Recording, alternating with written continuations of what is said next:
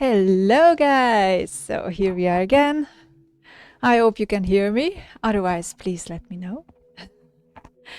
So here we are again with the Hungarian bag art project. And last time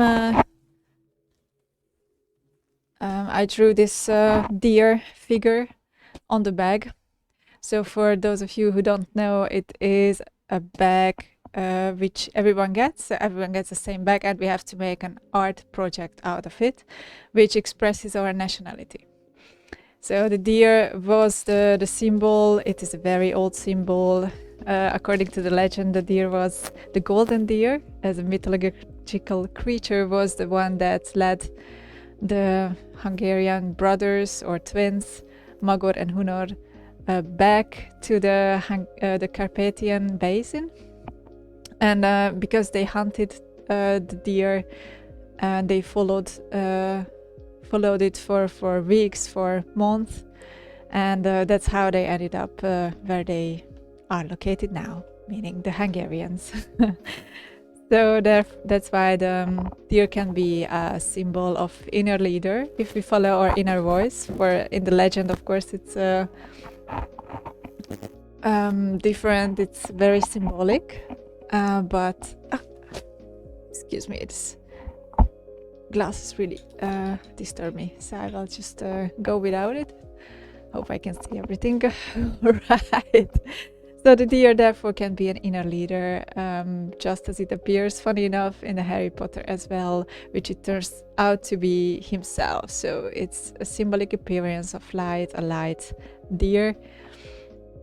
And it is actually, it's a sort of a totem, a creature, a light creature, which we are connected with, like an inner leader that we can listen to.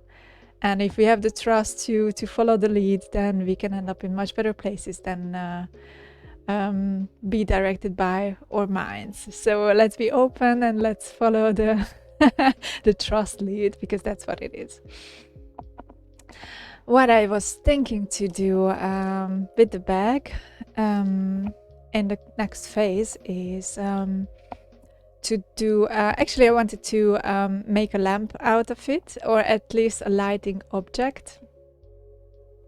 Because they say that the Hungarians are here, maybe not, but that's what I heard, and I kind of get certain meaning of it, that okay, I get it, why they say that we are here, most of them, if there is such as a nationality goal exists as such, then for us it will be to strengthen the connection with the divine. And with God if you call it like that, but you don't need to. So for me, names never matter. If you know what we are talking about, it can be light, it can be unconditional love, it can be universe, same thing. And that's why a lamp could be a great symbol for our light nature, because we all do have that. If you think in the nature of the electrons as a cloud, as an energy field, then we can also think of the same nature of ourselves outside of our physical body, because our body is nothing else than this energy cloud condensed, but it doesn't mean that it is not going further, which we cannot sense, or most of us cannot sense with our senses, which tells a lot about the level of the human creatures right now. And I'm not saying it's underdeveloped, because everything is relative, but it can, of course, we have unlimited space for development, so it can be made much better still. And I always notice that all of the big scientific discoveries through the big geniuses are always made when they do have this connection with the divine and this huge knowledge about the physical, about science. But it is all connected. That's the way of development in my eyes. So that's why I'm here, to make this connection happen. And purely by being ourselves, being our purest self, that can be just freely, without judgment, most of all, and just expressing that childlike purity, childlike joy that we have when we do creative things. That's why I wanted to use the old Hungarian symbols to which appear also in the folklore of the country and the history, which have also a deeper meaning, like this deer, for example. So what I was thinking, that as it is a lamp and the light was only visible on the front, here around in the upper side of the bag, it really is not that much visible. So I thought, why not create a structure that has holes in it?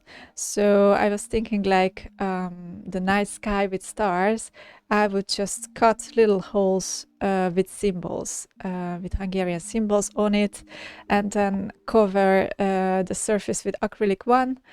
Never worked with that substance before, so I have no idea what comes out of it.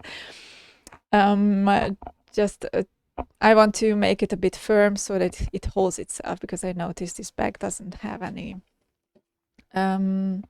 such firmity that it can hold itself in the same shape that I want to. So I might help with that a little. Good. What are the symbols that come to the dress? I made some notes for myself out of a great book that I've read a year ago or 2 years ago. So basically this is the human being, if you can see it a little, but I will talk about it anyway. It's just the human, and the symbols are related to the several chakras and the several symbols of us as a human being, but also symbols of the heart chakra, the heart and the mind, and the connection with the divine and the earth. Also the masculine and the feminine. So there are always two sides, and they have to be in balance. And in the ancient Hungarian thinking is a little bit related. I'm not talking about 1,000 years ago, but like 6,000. It is much more related to the masculine and the feminine, and the light in between that holds the two in balance. So if we talk about yin and yang and the little points in both of them, and let's say the wave line or they form, that can be, or even yin and yang and the circle surrounding them, that's also the same trinity as the masculine and the feminine and the light holding it together. Just as our chakras, we have 7 chakras. If we think in that system, there are also other systems explaining the unseen otherwise, but in the 7 chakra system, the heart is in the middle, and the heart is the symbol of the sun, which with Christianity can be the connection between the father, the mother, and the son, or which the mother, I've read that in the Gnostic literature that originally it has been father, mother, and son, representing the masculine, feminine energies and the light, the heart. So our heart chakra is just in the middle as the middle of the chakras. From the 7, it's the 4th, so it's in the middle. And interestingly enough, it also connects us as human beings. So our arms, if we extend our arms, we look like a cross. It's kind of a cross symbol. So cross is also a very strong symbol of being in balance. Maybe it might be a little bit different approach that you're used to, but I see a great logic behind it, and that's what makes me always so curious about those things, about symbols, and that's why I want to discover a deeper meaning of them. Because, for example, I believe there are symbols, and mostly the most simplest symbols are universal for the whole world, for this earth we live on or live in. If you like, for example, so many nations have a symbol of sort of eagle or griff-like creature. Hey Biragil, welcome. Happy you're here. Thanks for being. Is the sound okay? Otherwise, let me know. I try to keep an eye on it. Great. So I was talking about the symbols of a griff or oh, great to hear. A symbols of a sort of eagle or a griff, a big flying creature similar to either an eagle or a falcon. And those were basically, they appear in Indonesia with the Garuda. This is also a big symbol of the whole Indonesian nature. It appears in Mexico in their flag and on their coins as well.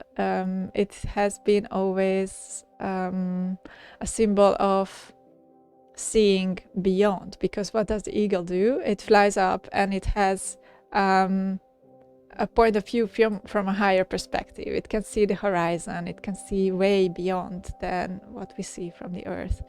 And that has been a little bit similar, symbolic with the falcon. The falcon has been a great symbol in Egypt, and they even had a falcon god. So that's how I think about those symbols a little bit, and it might be very simple, but I'm always looking for the root to understand it, and then we might go into details and see the differences from that point. But for me, it's really essential to find the origin meaning, the root meaning of a symbol. So that's why I was planning to draw a sun symbol, maybe a sun symbol with a heart. It has been also a very ancient symbol in our mythology. Also representing a little bit this eagle quality of seeing beyond the horizon, and meaning how much connected the sun is always knowledge. How much connected, and it can also represent light as the divine, how much it can lift us up if we are connected with it. Let me see. The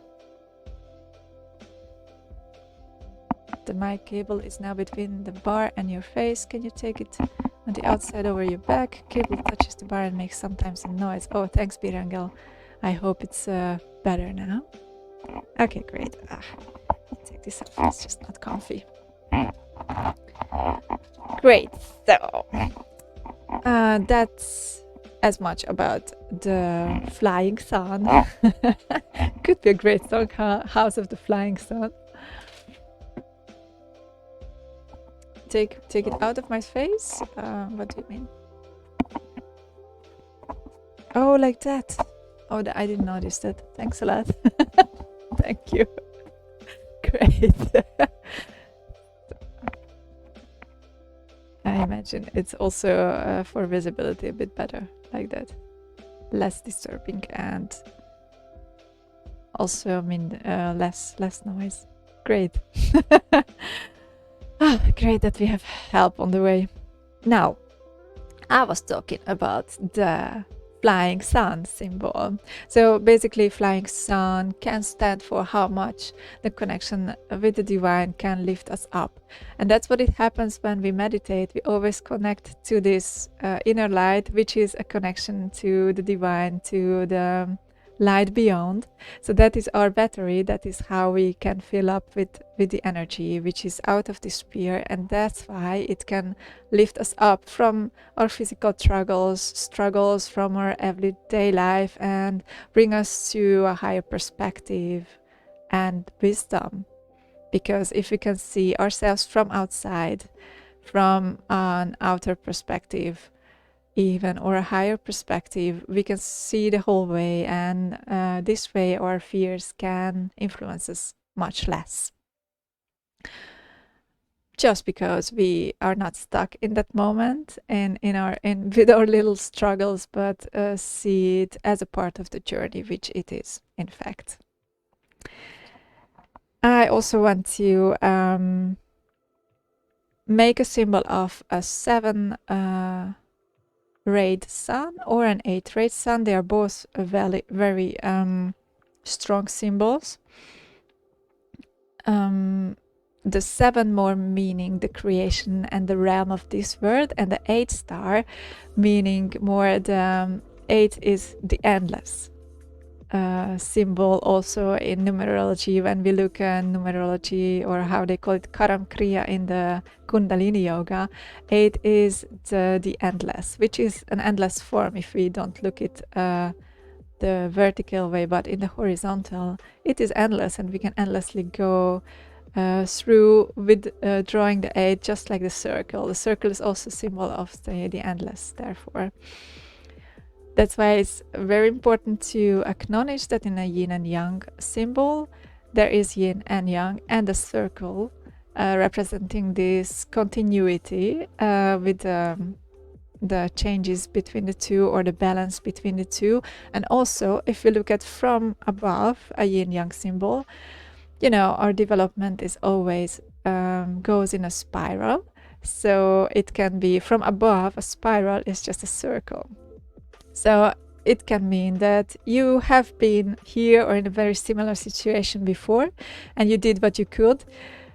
But of course, you are the situations get more evolved, more complicated, more difficult to decipher, because you can see more. You've learned a lesson. So when you are in the same point again, maybe the situation is more complex because you have to see it through, but it always challenges you with a deeper level of understanding. So that's how the 8 star can be a symbol of the indefinite, because might be needed a little bit more explanation in between. So this we talked about it, that the development is a spiral and representing the endless as such. So every number, an 8, has a vibration. Everything that contains the 8 has this vibration of the 8 as the endless symbol, or symbol of endless. just like every color has a certain frequency, every number also has a certain frequency, every sound has a certain frequency, and it is very interesting to see how they are connected. It's a whole journey of discovery for me, and I'm still on the way of that, but already the minor things I find very fascinating. And the seventh seven rayed star holds the 7 in it, and the 7 is a very strong symbol of creation, so out of this realm, while the 8 represents the realm beyond, or the divine, or the infinite. The 7 represents more this world, this creation. And also, I don't know where this symbol comes from, exactly, but a sort of Merkaba, which is might be a symbol in Judaism. I'm not familiar with that. I've heard that a Merkaba is a symbol that is like two pyramids on each other, which has 6 points. And the 7th point is the most important, that is in the middle, which is the light of God, which brings sort of, it allows to co-create. So if that power from above allows us to create what we are here to, what we were born to do here in this earth. So that's why it is. So if we look at like this, it is like two pyramids on each other, one facing up, one facing down. And if we look for a 2D version of it, it is a rhombus. So that's why I also want to put a rhomboid form on the bag. Right. So were you thinking we would come that far with, with the Hungarian bag project? I didn't envision that, but I'm happy we are here. Good. So and that's why back to the 7. The 7-pointed star has certain symbolic that this two pyramids on each other mean, because it holds the same vibration, the same meaning, the same origin in it. Great. I wanted to make also a little sun, and also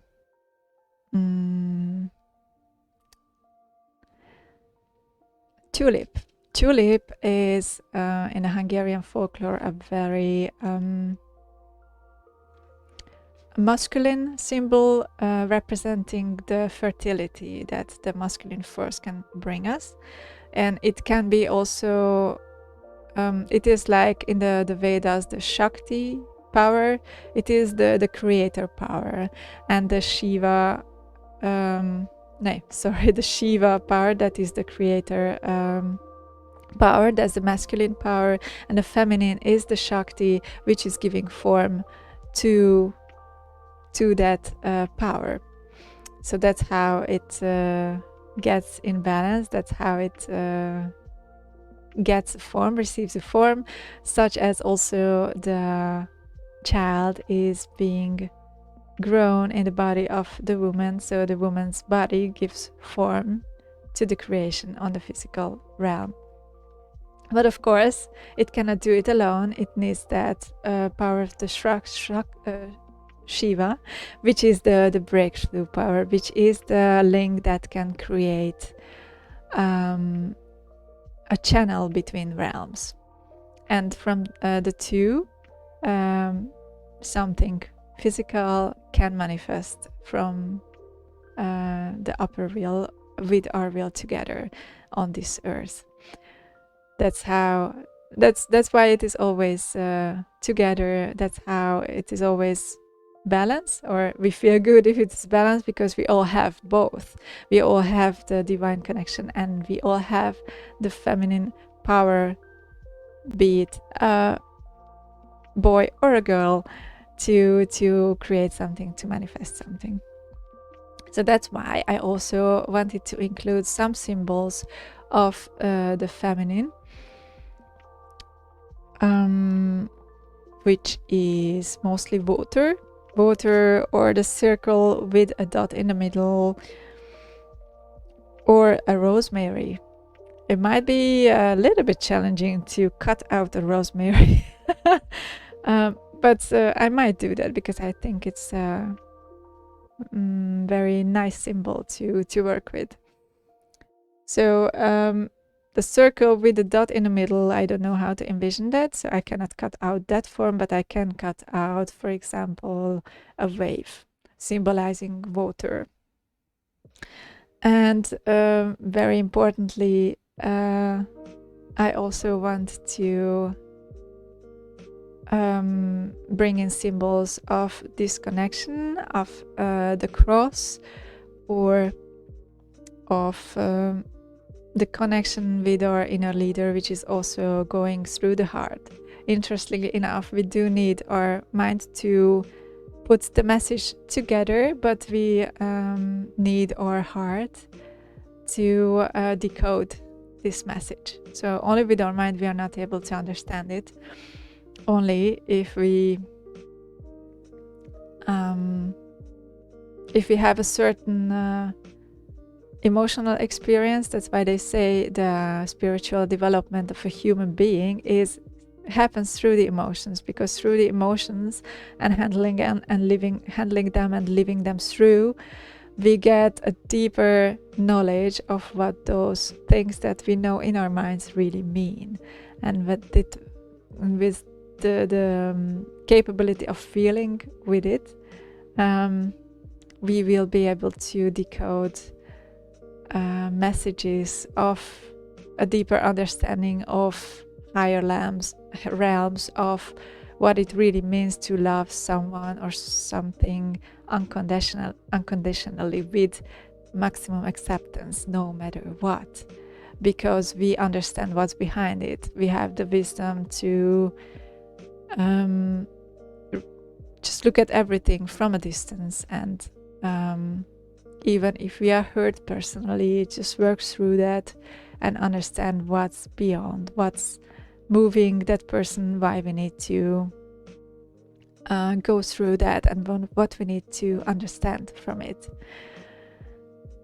Great.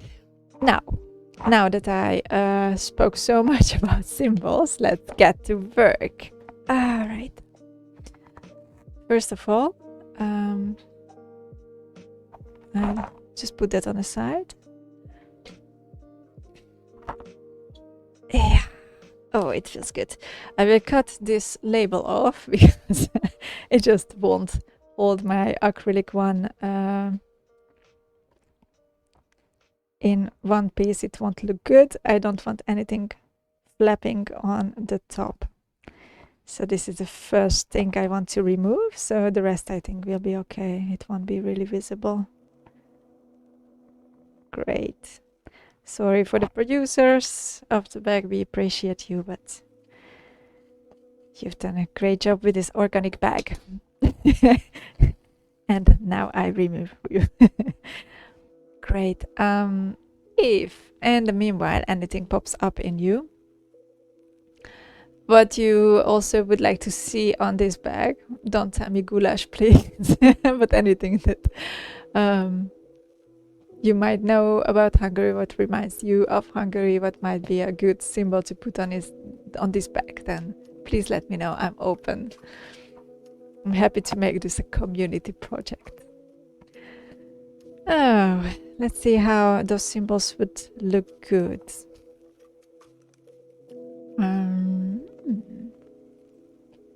And I really hope it stays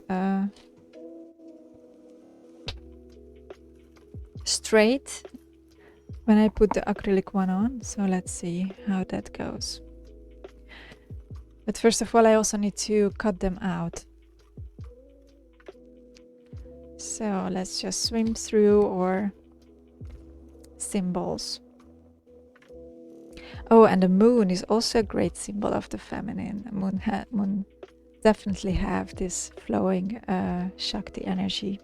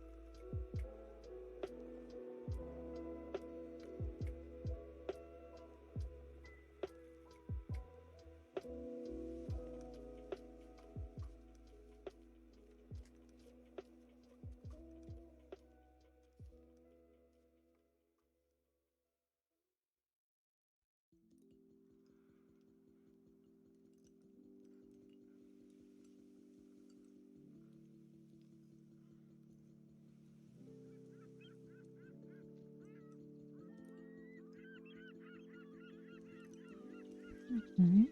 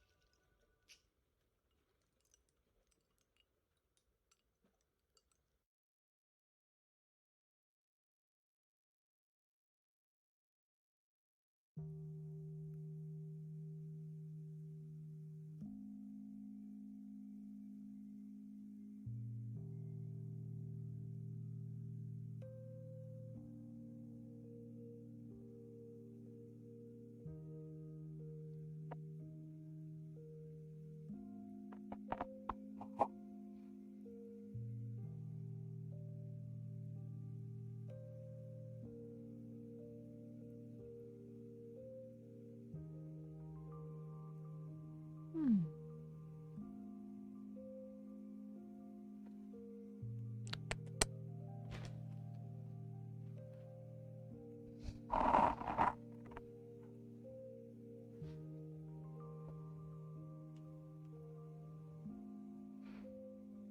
Let me see, I need to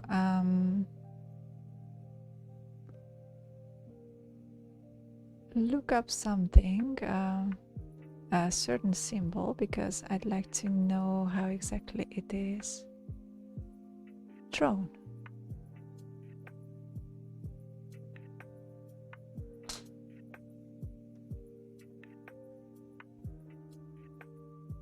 It's a certain kind of rose, but it has...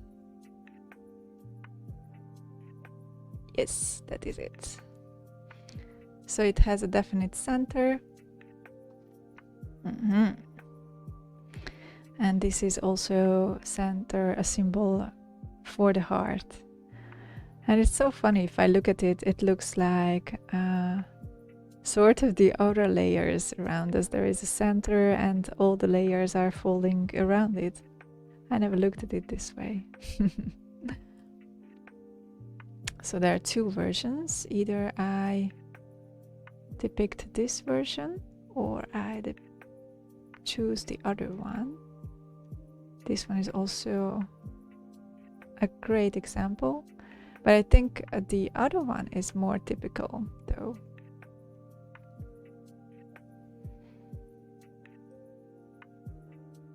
Yes, that is the one that I recognize from being the original pattern, which is called macho.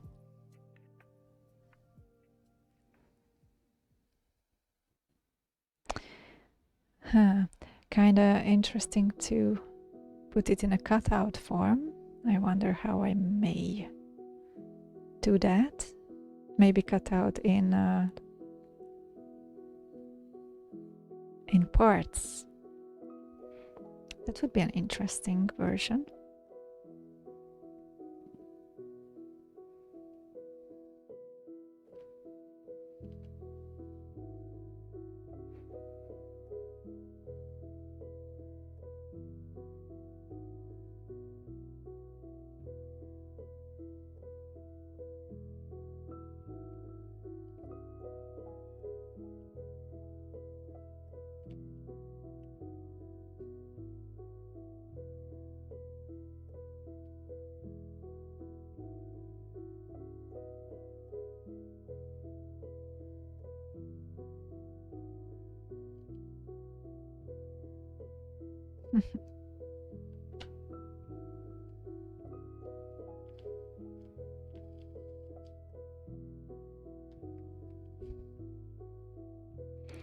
This will be a big hole if you do it like that. Maybe it is also something that I could paint on it, or just cut out the silhouettes. That's also an option. Yeah, I think that would be an interesting one. But then I need something in the middle that holds it together. Let's think this through. So here's a silhouette. I cut out this form. Okay.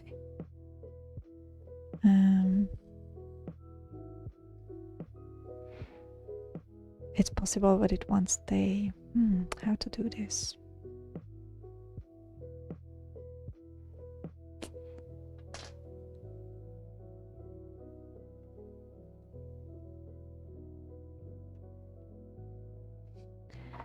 Let me see.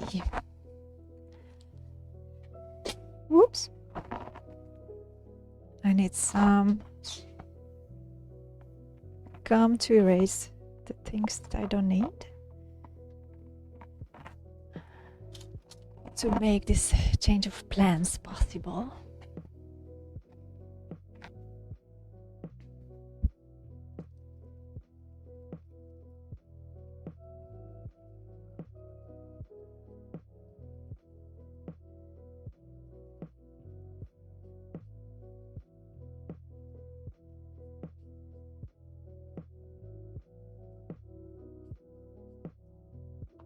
I think I will just simplify it. I just cut out the whole symbol and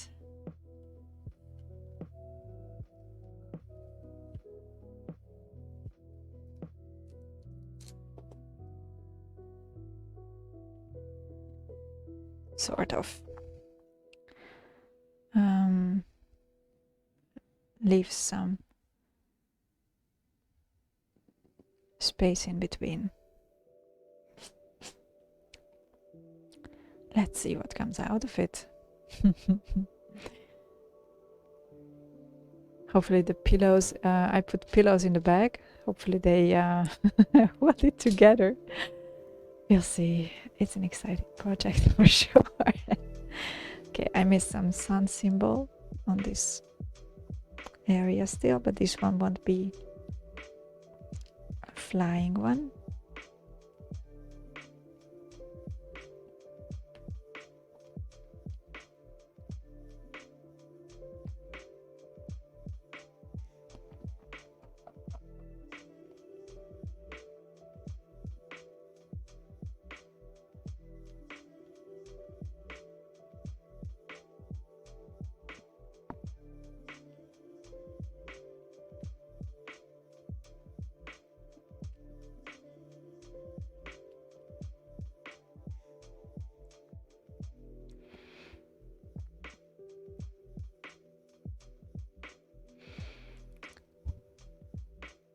I still want to look up some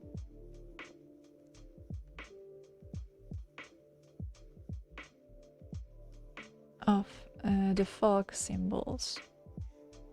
How to depict it in a way that I lost my mouse. There you are. You're just so fast. No.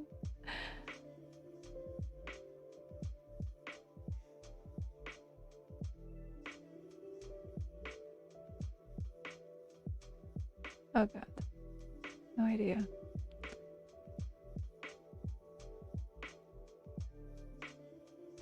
Oh, yes.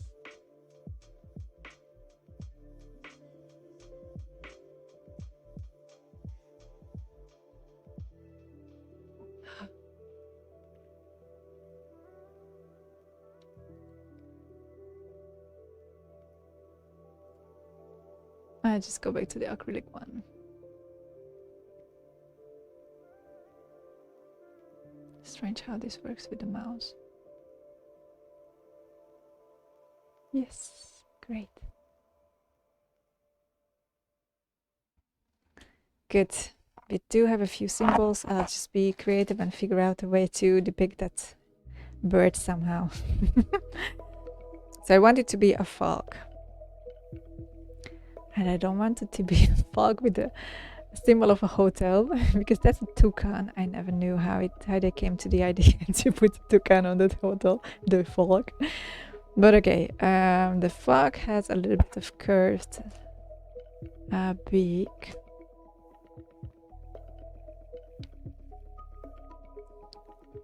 So if I'm just very symbolically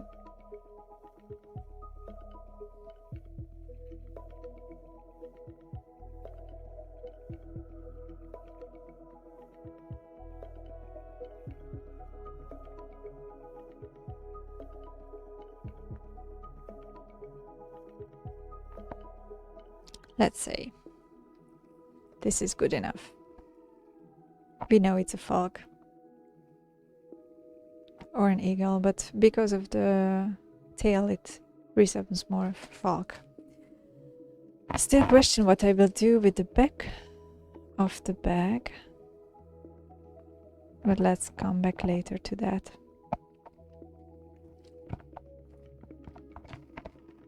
So I wanted to close it down a little, but then the whole scenario, then this won't be in the middle. Okay, never mind.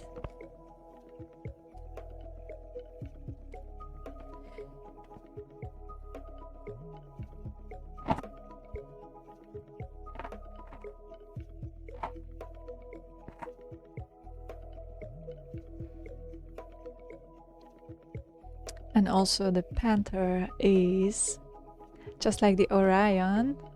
Hey Sizzler, how's it going here? Oh good, I'm struggling to figure out where to put which symbol on this bag. How is it with you?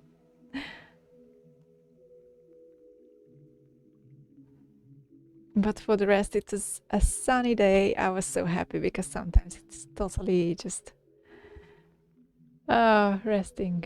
Great. But what else to do on a Sunday afternoon, right? And the sun is gone now, up more or less, so I was ready to do some streaming. Welcome here. So glad you're here.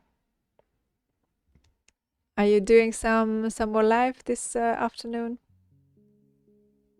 Yourself? Still thinking about it or just chilling around? Which is also great. We have to give the space for that too, right? I was doing that yesterday. I needed it so much. Sometimes it's just amazing to do nothing. You come out as a renewed person, right? Like a totally different version of yourself. If your head is empty, that's the perfect state for meditation. Need some ideas, huh? Ideas in general or ideas on a topic? Why not do something with how to loosen up this frozen coldness of January? To figure out, is this too symbolic for you? Some games with traveling and beaches? That's what's it in my head. Sometimes even just looking at photos, it fills me up so much, and I kind of can't stay in that mood to imagine to be on that place for a day or so, and I just go along with that imagination as if it was real, and it really feels real, which is crazy. Let's gaming more beer indeed. It's time for a good beer, huh? That could be a great addition to my Sunday as well. An alcohol-free beer. Still have that ginger beer lying around. I love alcohol-free beers. They just become so good in the last years. Really, they've outdone themselves, and because I'm not really, I have not so much with alcohol since I was 22, because then I couldn't drink at all due to health reasons. My body couldn't handle it, meaning it just gave me all certain kind of allergic reactions to it. So then when I discovered alcohol-free beers, first it was like I think a period to get used to those tastes, but after all, it's refreshing because it doesn't have much sugar. It has taste and very different kind of taste. Also, they can make stouts that are really exciting and being non-alcoholic. I'm so excited about that direction. And then we include everyone into beer drinking, because beer drinking is not about alcohol, it is about the taste, because there is an endless variation of taste which you can create or invent in a beer, which is amazing. I love it so much. And we are back to infinity, right, guys? It's amazing. We're talking about alcohol-free beers and infinity. Isn't this great? You can find creativity literally in everything and just make it the best through discovering its possibilities, which is always dive in process and figuring out more how to make that happen in that certain subject. I find it so fascinating in this world. So I've got stuck with my symbols. So I do have a tulip, I do have a 7-pointed star, an 8-pointed star, a rhomboid, a flying sun, a macho rose, a falk, a sun, symbol for knowledge and wisdom. So I need some more water symbols and also some more. A rosemary. Can be. And the panther, I wanted to tell about the panther because, oh yeah, I love the panther is connected to a mythological leader who was a wise man, and they say a magician. They had just a very high knowledge of things, also spiritual, but also it appeared on physical level. Because that is the power. When we have that power, we can also touch the physical level with it, so we can manifest very different things. So basically, the legend says then when this magician died, called Nimrod of Nimrud, even the Sumerian legends are connected with this. They say that it went up to the sky as a star system, so we can always just find back that certain symbol of knowledge, that manifestation in the Orion, which is also, if you look at the shape of the Orion, it is as if someone would shoot an arrow. So it has a little top, a belt, and it's a person shooting an arrow. And I don't know if you know, but the Hungarians were famous about with the arrow shooting backwards from their horses. There are very, very few people who can do it today, but there are certain people who really wanted to dive back and discover how that all was possible, because it needs such a concentration.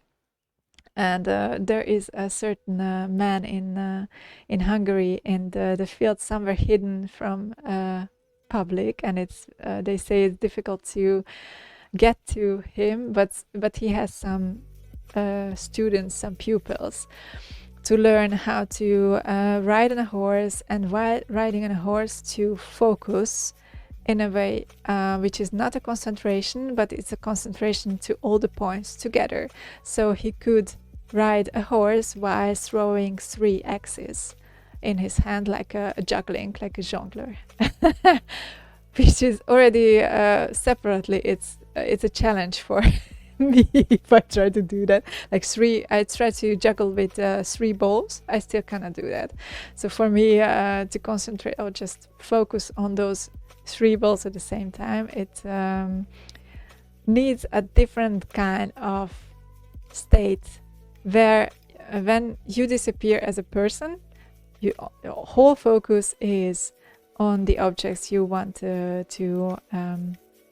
juggle with, for example, which is the perfect example for meditation, because in meditation, when you reach the state, you also disappear and you melt up in something else. You focus your attention in something else. So if you are able to focus your attention on the balls juggling and on a horse riding, and maybe instead of juggling then arrowing backwards and aiming at the same time, it's pretty awesome.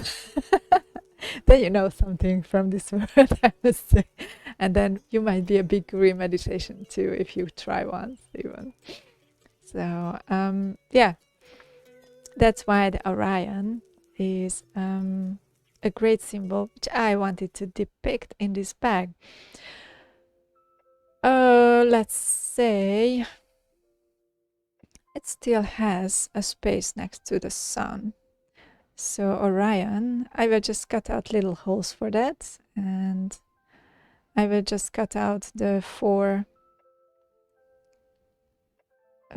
points on the side, the 3 which form the belt, and there is still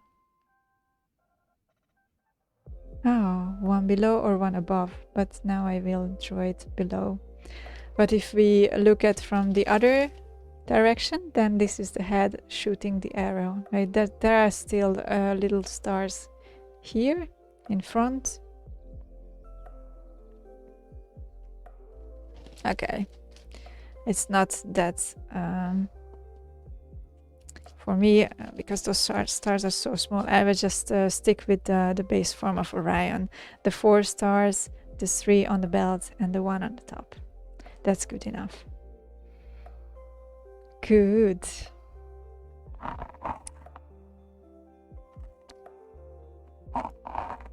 And if we drew the Orion, I will draw a panther. I don't want it to look like the Puma sign because I have nothing to do with Puma, although I like those shoes, but what other?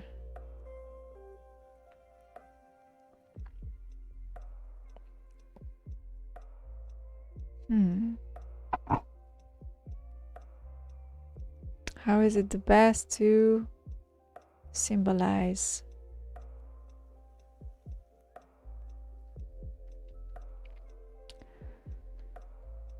Great. It's still a cat. It has a round nose.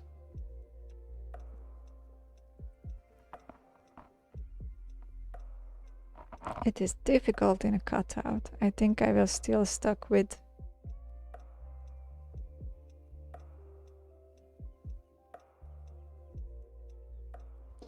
okay, I give up on the panther idea. I can't depict it on a way that is understandable, that it looks good. I just can't make it on a cutout to depict a panther. Let's make then a rosemary. A rosemary is a symbol that I will just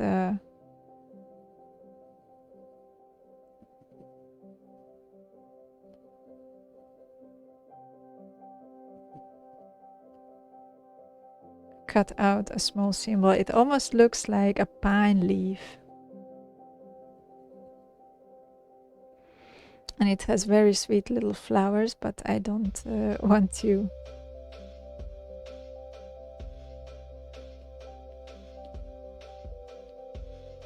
depict the flower, because in a cutout you won't really see that. Okay.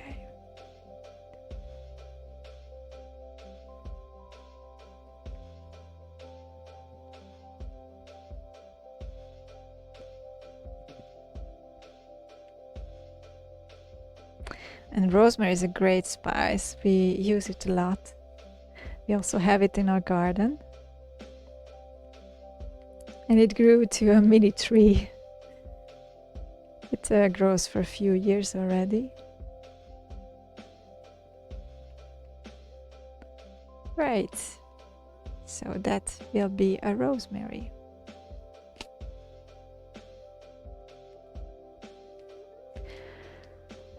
We do have rosemary, we do have a lily or a tulip. Lily and tulip are both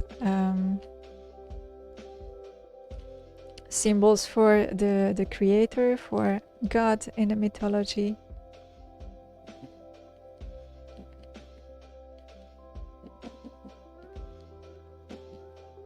Which is basically just consciousness with an intention behind. With how could it otherwise happen without an intention existing behind all this? It always makes me think. Good. What else do we want on this bag? I still have a few places for some water signs.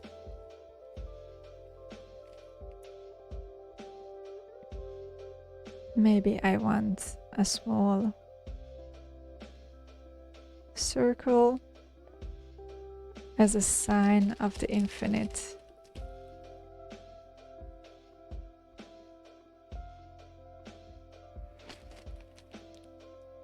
Here we have our rose.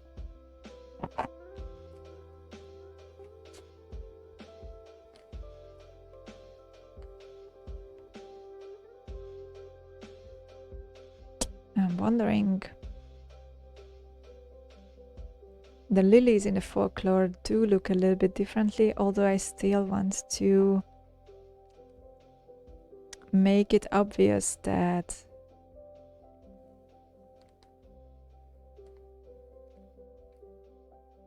it is either a lily or a tulip. Okay, so let's make two variations of it.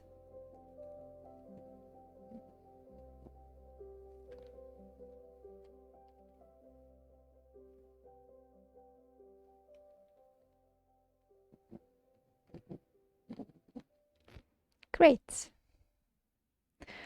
I'm wondering if it's not too many holes, but let's see how this will look like. And if it has all dried, then I was going to go bonkers with it and put some fluorescent paint on it so that the whole thing can shine from the outside as well as from the inside. I think it could look great. You just need a UV light in front or next by somewhere. I try to arrange it for the expo. And the deer is also a big healer. I don't know if you know, but the old Hungarians always had shamans, which was basically the tribe healer. It was the person that could create a connection between the realms. So it means those people mostly were very struggling with accepting their fate, because it is not a pleasant one as such. It sounds really idealistic to heal people and help people, but they had to go through very tough lessons, to learn that very often even had to go into physical death for 3 days and then return. They say that the pharaohs had the same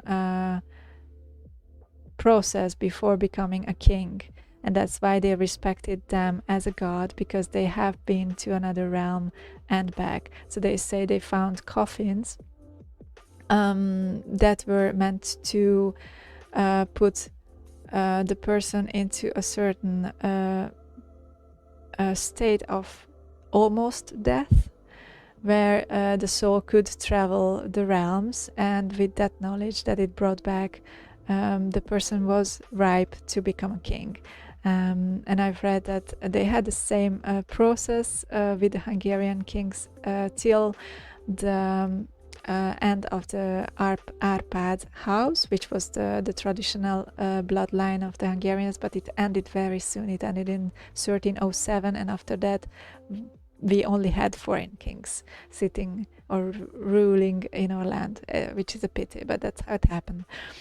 So and they say that there are also certain pyramids, because a pyramid is a form that can channel the energy really powerfully, and they have it in the mountains within.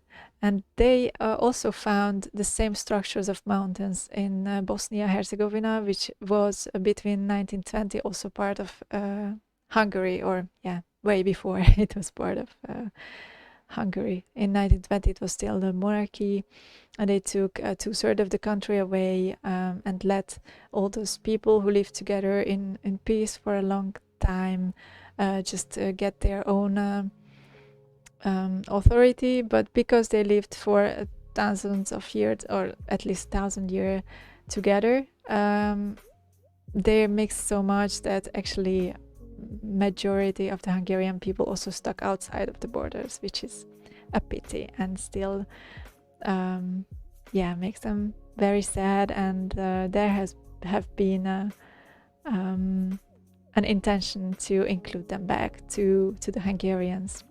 But that's why I say being Hungarian sits in your soul and not in your passport. So if you feel Hungarian, there is a chance that you are connected to the same energy wherever you are in the world. Good. Water. So if we have tulips and lilies and a rosemary, we also have to have water, which I will symbolize just with a thin line of a wave line as the most simple symbol of water.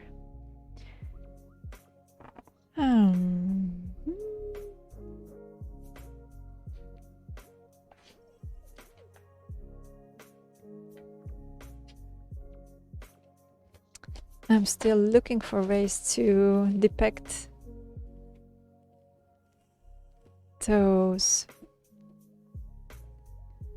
animals. Let's say the panther. Let's see if I can find it here. And in the same time, I will just make the pyramids on each other.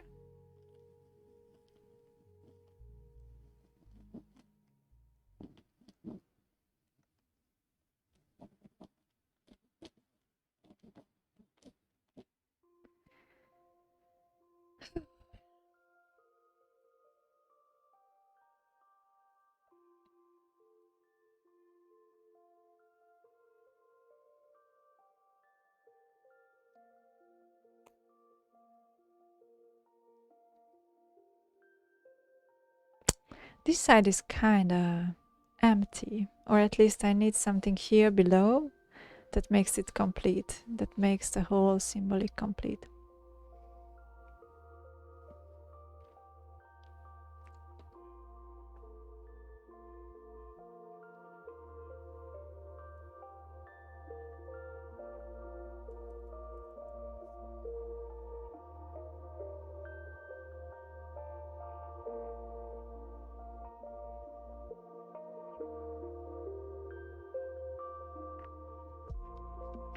Good. I found some panther images, but then it means maybe I can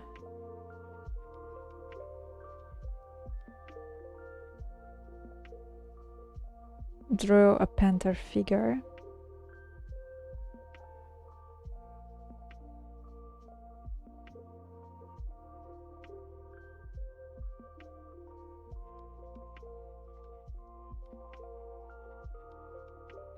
Oh yeah, the long nose. It has a round nose, but a rather long one.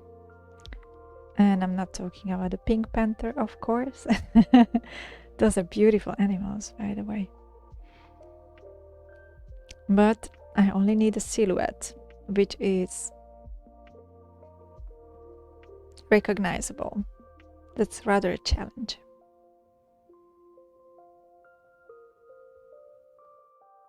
Okay.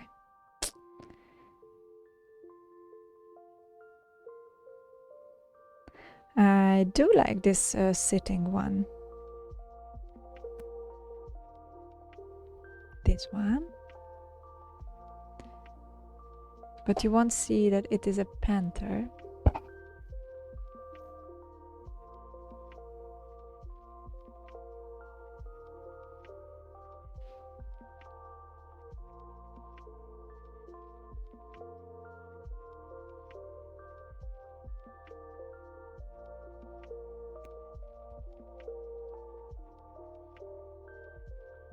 All right, let's keep it simple.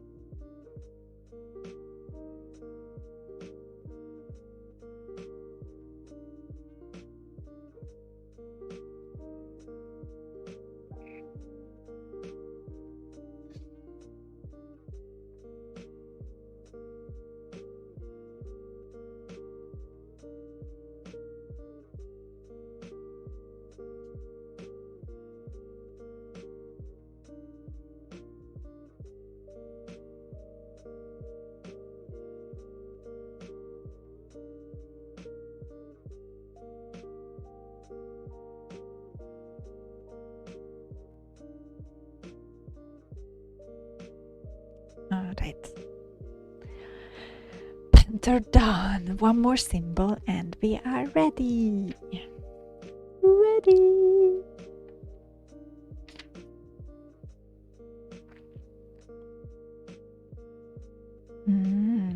Okay, because we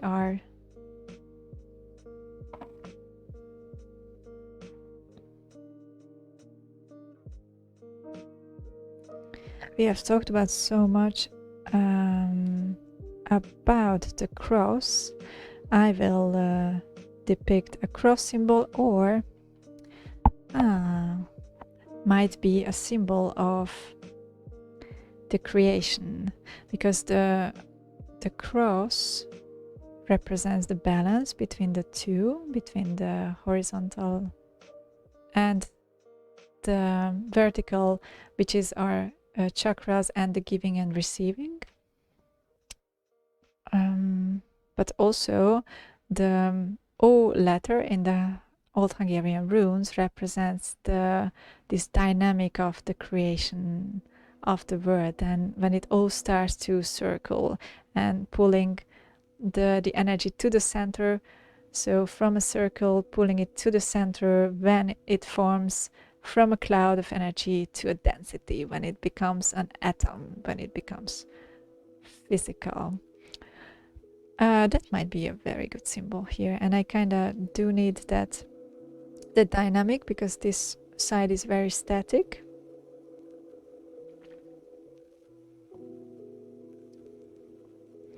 And somewhere I want to hide a little cross for symbolizing the sun and the balance.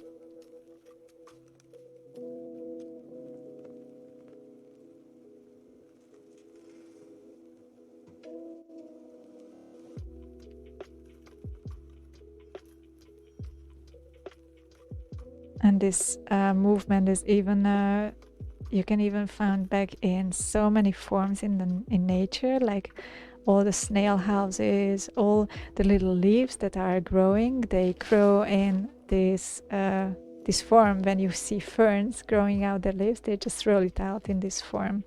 And even in the Fibonacci system, it also has, okay, the ratios are different, but it also has this circular snail form. So the middle is much smaller, and then it goes out according to certain proportions. I do have it somewhere in my boxes. I was playing around with the Fibonacci structure. It's an awesome thing to do. Fascinating as is.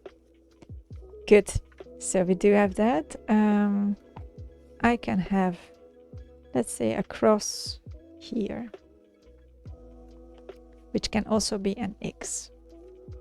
An X and a cross creates the base of the pyramid. So if you put them together, you create axis in the center and axis horizontally and vertically, and then it becomes this pyramid form.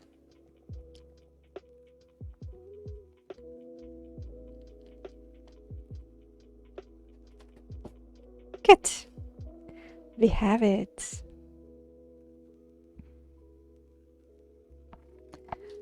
I think this is enough.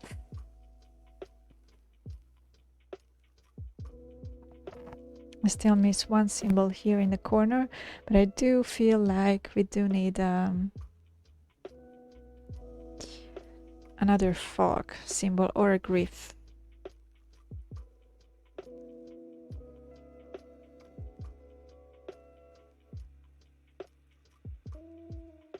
Right. So I will just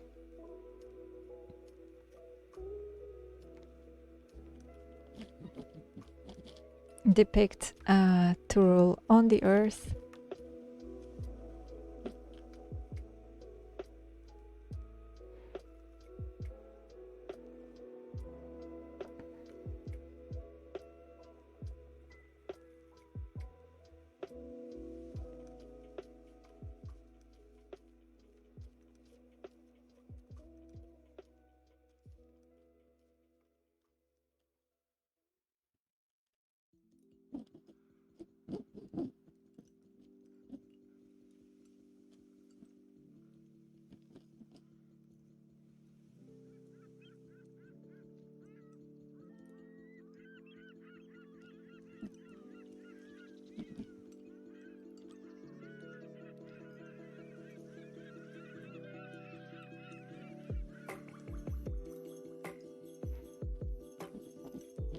Alrighty.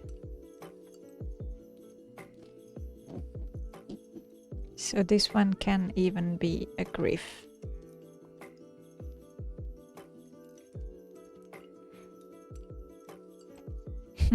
And funny enough, the water symbol looks like a snake, but I didn't intend to draw a snake, only water. And one more circular symbol. Oh, and I wanted to put the moon on it as well. So where does the moon fit still?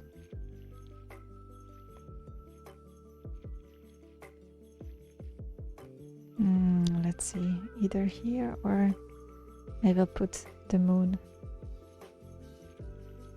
symbol over here.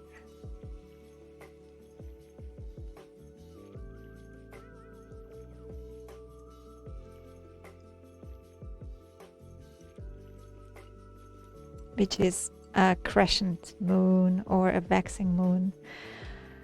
It is when the energies are growing, and maybe another one here when it is waning and the energies are going back towards the new moon, and we can just let things go as they are.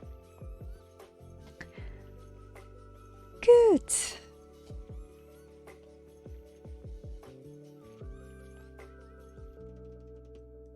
Another water symbol here.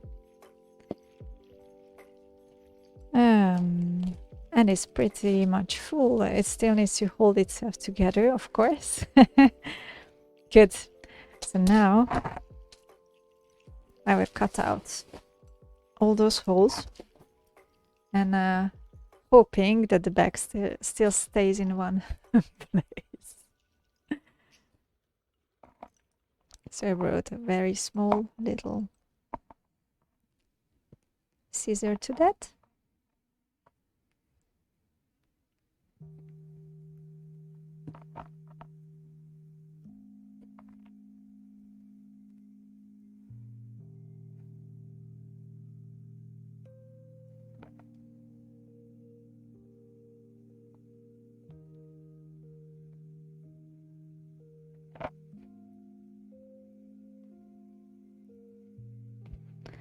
It is kind of exciting to make pieces for exhibitions that you know that will happen. It puts a certain kind of pressure on you that you know that you have to make something out of it that's working. But that pressure can be very useful sometimes. I remember my very first exhibition was due to a scholarship where we had 2 months when we had to create something that would be exhibited afterwards. And we received, 3 of us received the whole room. So we had a big space to create. And I know how challenging it was to go every single day to that space, to go further with the thing that I have envisioned for so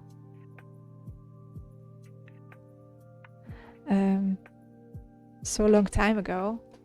Sizzler asked, not first the acrylic is so hard, or it's too hard to cut out the whole stand. Yes, exactly, because I've read, I never used it, so I don't know how hard it will be, but I've read that it will become as firm as plastic, so it will become a plastic, and I'm not quite sure how I will be able to cut that afterwards. So I thought I'd make my life easier and cut out the forms, put the pillows back to give it some holding power from the inside, and then put the acrylic one so it will just get a firm structure,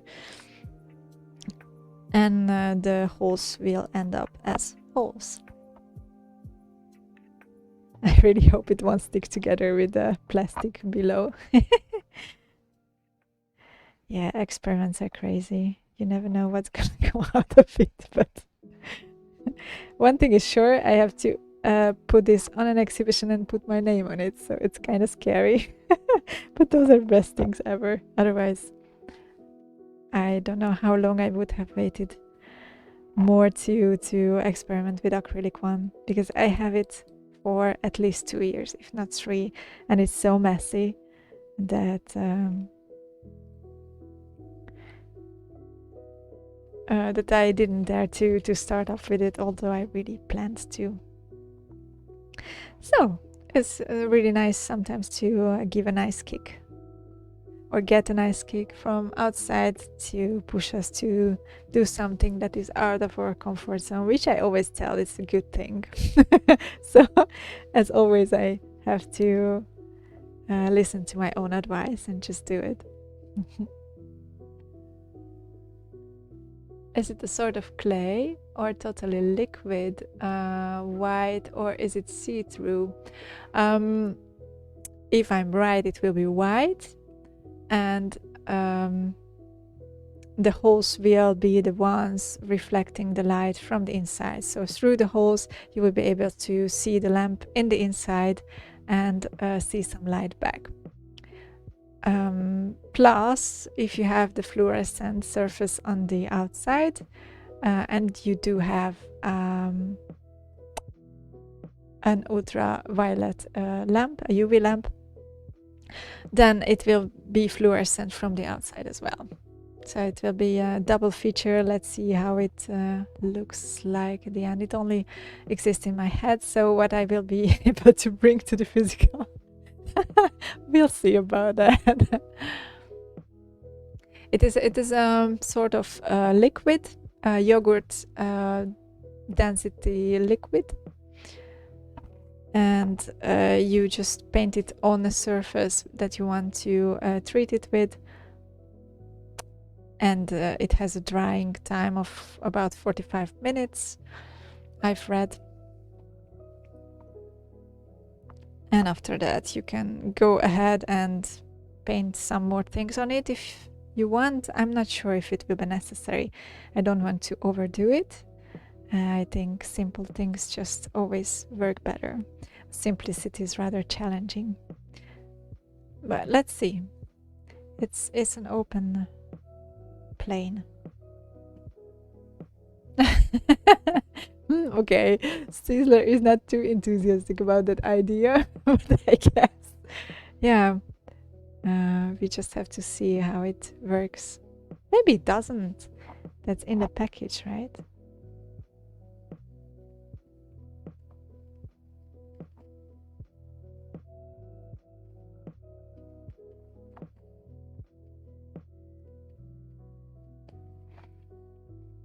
Poor bag. I'm totally destroying it. But sometimes destruction of the old means beginning of something completely new, and that's what I'm aiming for. Also in my life. In this present phase of my life, I'm really living this. So if we look at like this, it's an authentic art project because it expresses my present state. I'm not afraid of destroying things if it leads to something good at the end. Or destroying, I mean destroying old patterns or parts of me that I don't need anymore, that don't make me happy. A lot of procrastination on the way that I don't want to do anymore in my life. And also, instead, I want to embrace the moment and feel the moment when to stop with things, not to exhaust myself like I did before. So it is also meaning respecting boundaries.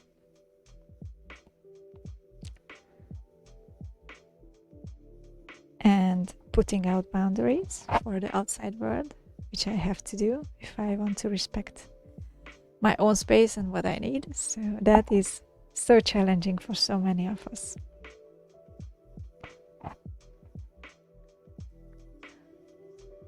So Sizzler says, well, I'm curious to the acrylic one, see how it turns out when it's dry and how breakable it is or not. Yeah, I'm curious too. I have no idea how it will turn out.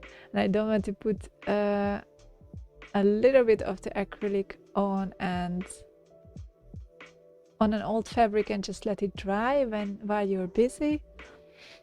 Well, Sizzler, the thing is, if I mix the acrylic one now, it will dry by the time I'm finished with cutting up. So I could mix a little quantity, but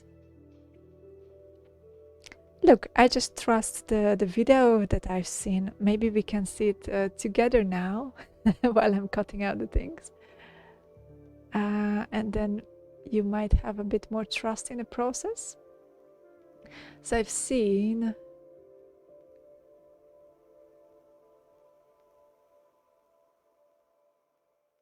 Oh, there's so many videos of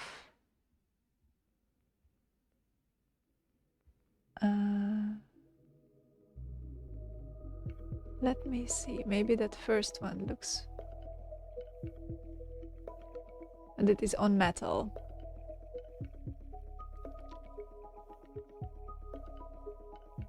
Let me see if I can start that.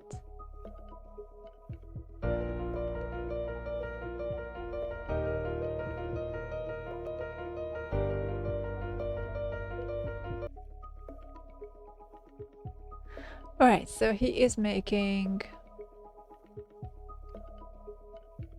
it on a glass fiber, if I see, or a piece of metal. The title was acrylic one and metal, but many of them use glass fiber to make it hold, to give it a shape. So this is when it dried. So see, it's just completely white. It has a milky color. Actually, the one that I've seen before kind of was better. Let's see if we can watch that. Ah, this one. Let me see. This was just a very simple project with the acrylic one. So here she or he mixes up the acrylic one. It's a she, I think. She uses a skippy bowl. It's a video from Ria van Lanen. And she uses glass fiber to make a firm structure. Ah yeah, and if you don't want to stick it on the surface that you are using, for example, for me on this plastic, I might just put a little bit of oil on the surface of the plastic, but in this case I don't think it's necessary. I try not to stick together. Yeah, let's see. And she says after 45 minutes it's dry. Then she painted the inner side, so I might paint also the bottom of the bag from the inside so that it holds together. Then it really has a firm shape.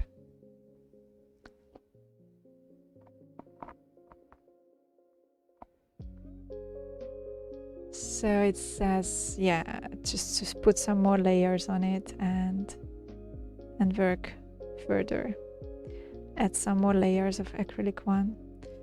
I don't know, I might have to add some acrylic one from the inside, which is rather challenging, but let's see.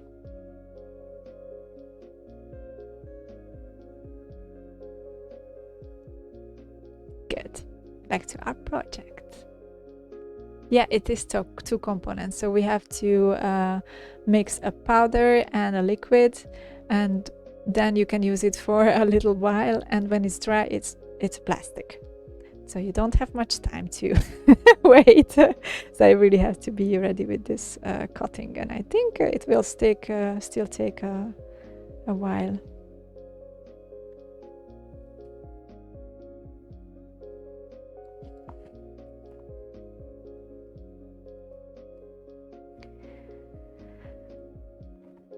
I wonder if the difference between our star and our sun will be visible at all. It is kind of challenging to give a form only with silhouettes. Especially from our panther. Oh, I'm so afraid of the panther.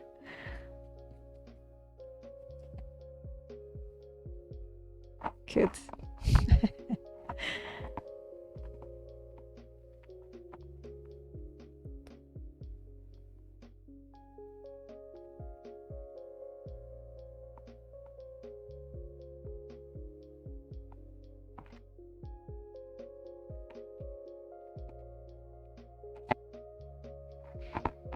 And I'm curious, if you had to make a bag of your nationality, what would you make of this bag.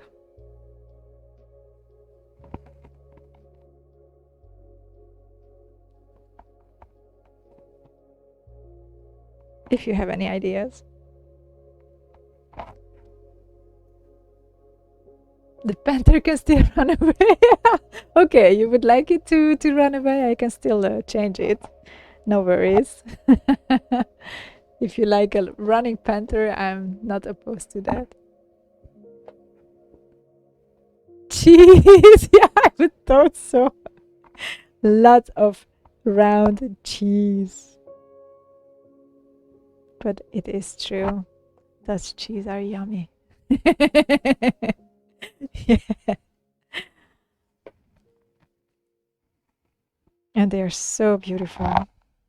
I love to watch how those farmhouses make that in the little mini locations, cheesemakeries. I love that it still exists, that people are making cheese on the small scale, and it's not all gone to factories. But it's real hard handiwork, huh?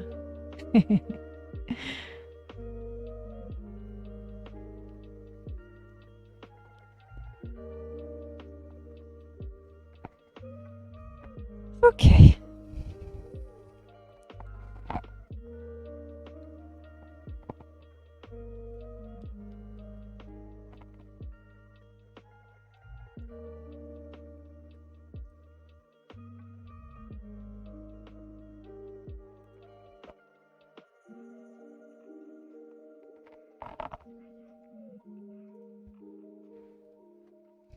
Poor little sun. It's not much visible from it. But let's hope that the cutout will be different.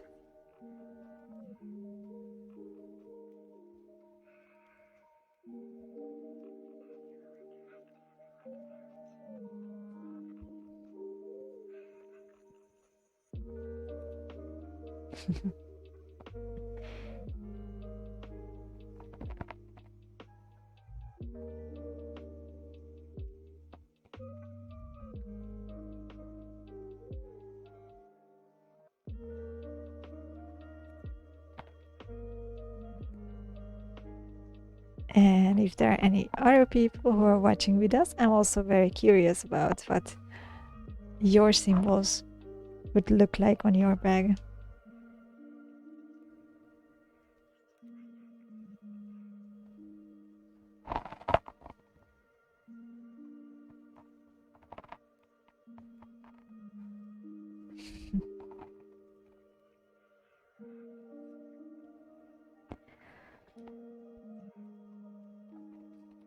Don't be shy.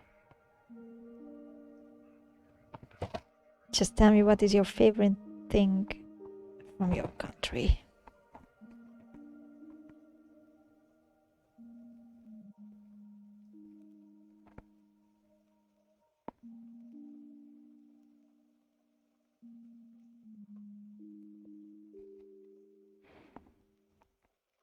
Okay.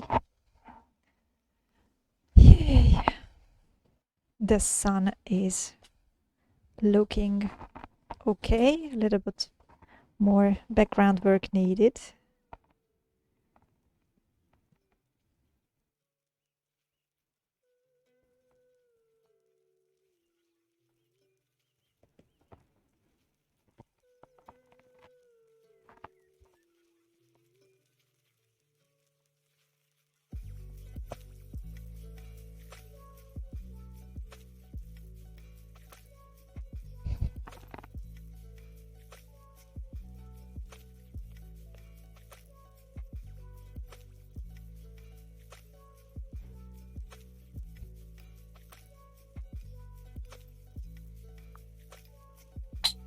Oops. I think I lost it again. Yes. Never mind. You're safer down there.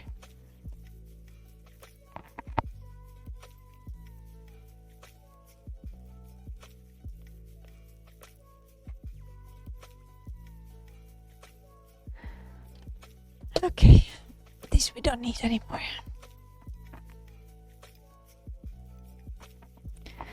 Good. Those were some fussy symbols I had to cut out, but you see it's kind of, that's an X, that's a sun, and that's a star. Our sun kind of looks like another star, but never mind. We just know what it is.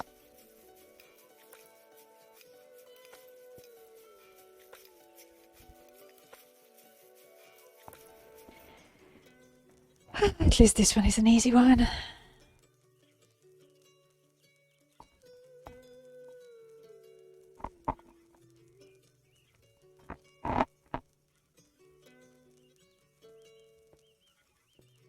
So those are the rhomboids of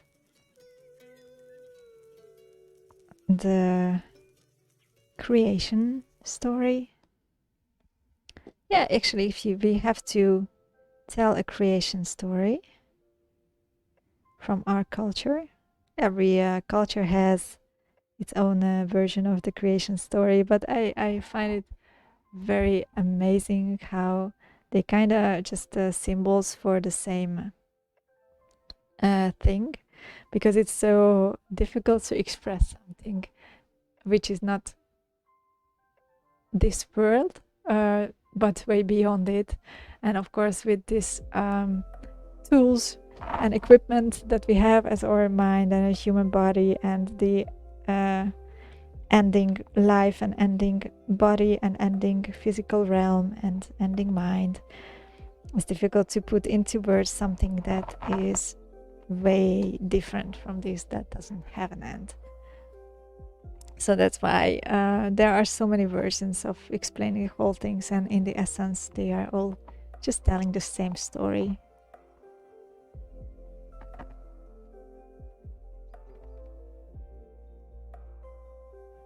With their own vibration, with their own energy, with their own symbols.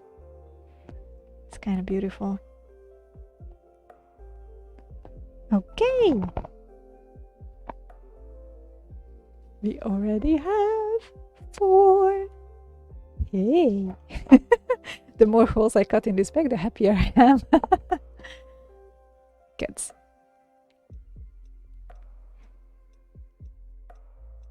So Sizzler, you have to tell me now if you want that panther to be running, because I'm almost there. Then I can still make it running.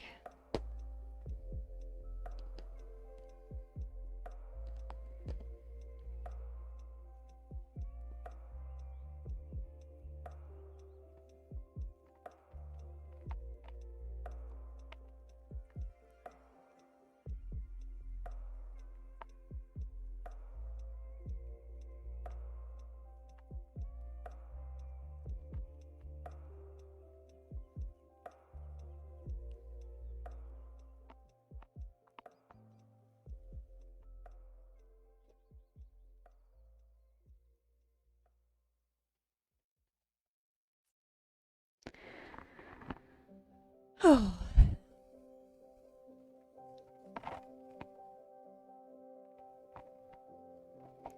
And here the outside has to look kind of good.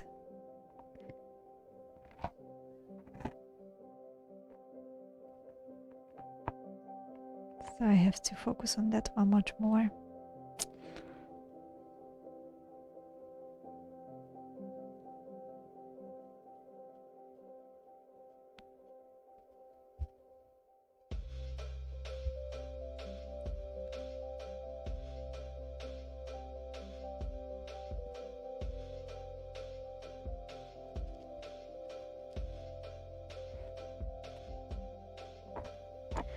I'm wondering if I can make those with acrylic one firm enough to stick, to stay in place. Otherwise we'll have a floppy macho rose.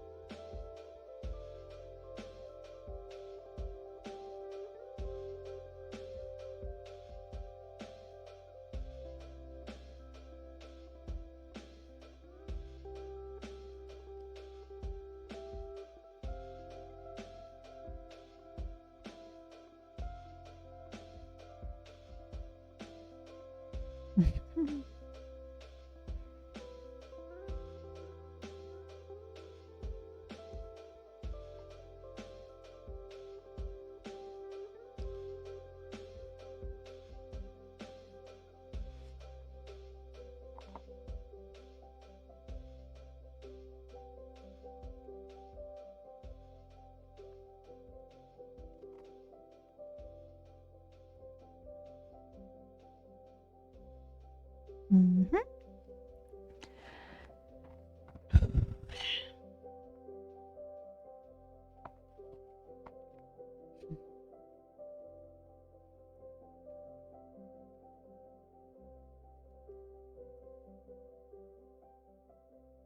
It's kind of difficult because this bag is melting away a little, so the forms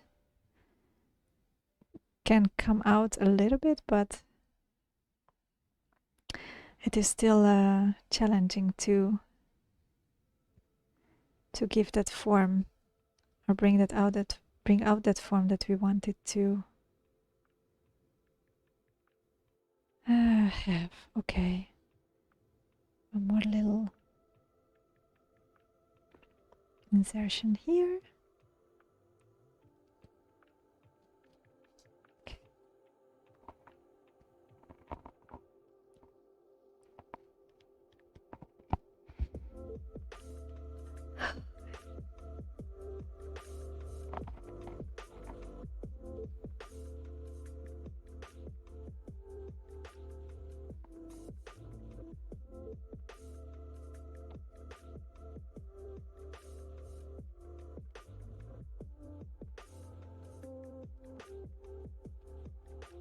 Alrighty.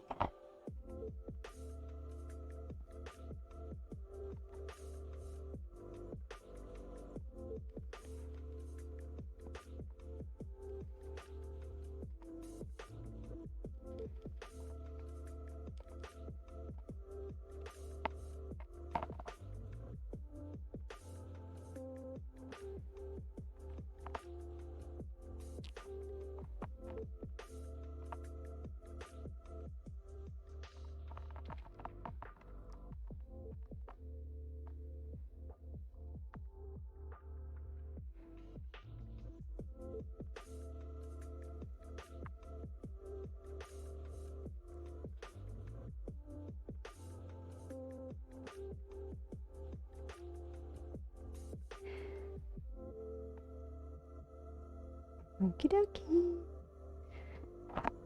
Flower almost done. I mean, it kind of shows the form that we wanted it to show. And I will still make a little cutout here above to symbolize that middle part.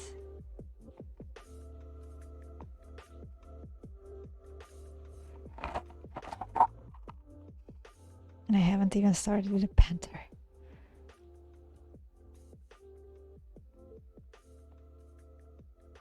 All right.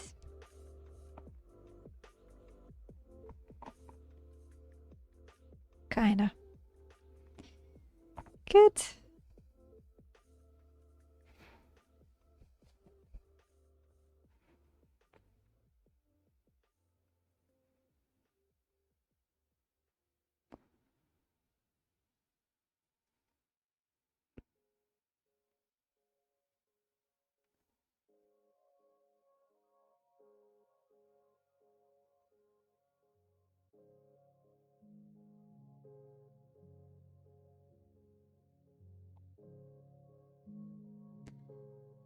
Okay. That's our rose. A special one. Good. Yes. It kind of looks like a fire. It's great because we didn't have the fire element in the pictograms or in the symbols.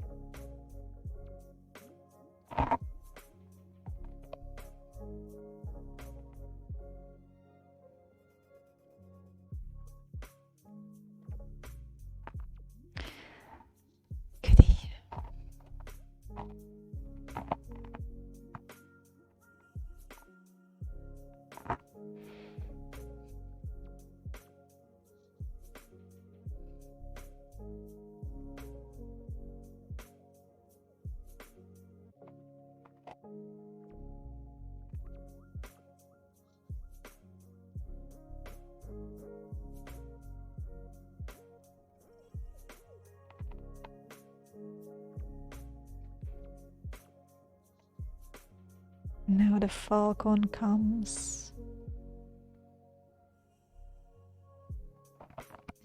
All right.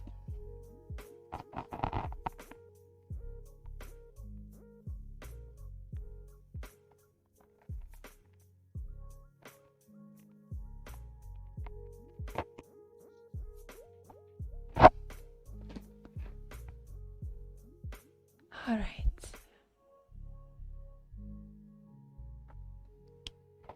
So after the falcon, I am picking up some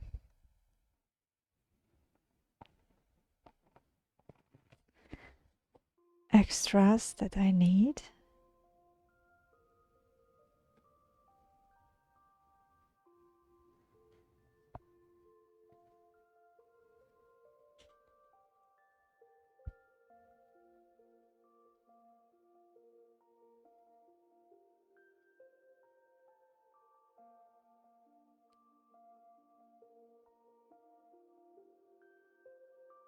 Okay.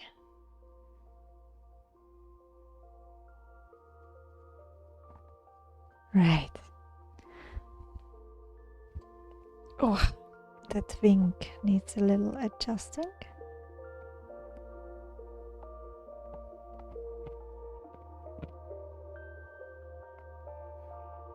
I mean, it could be a falcon, it could be anything, right? That flies.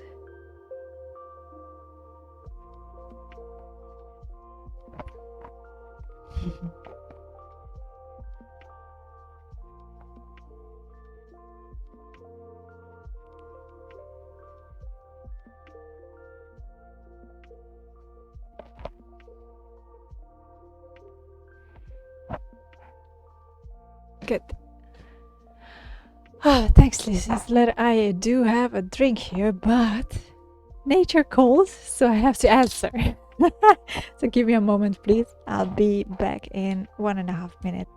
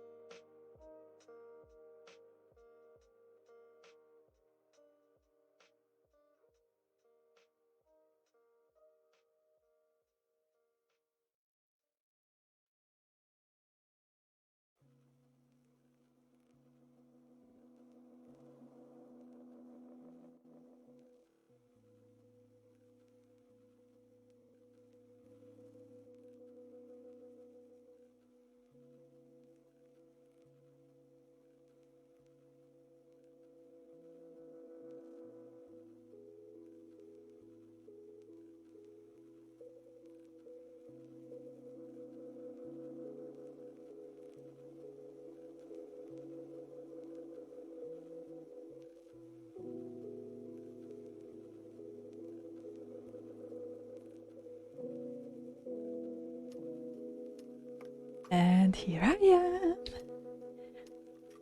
Hello back. Let's see. Almost. One side is almost ready, guys. This is such an advance. Thanks so much for your patience.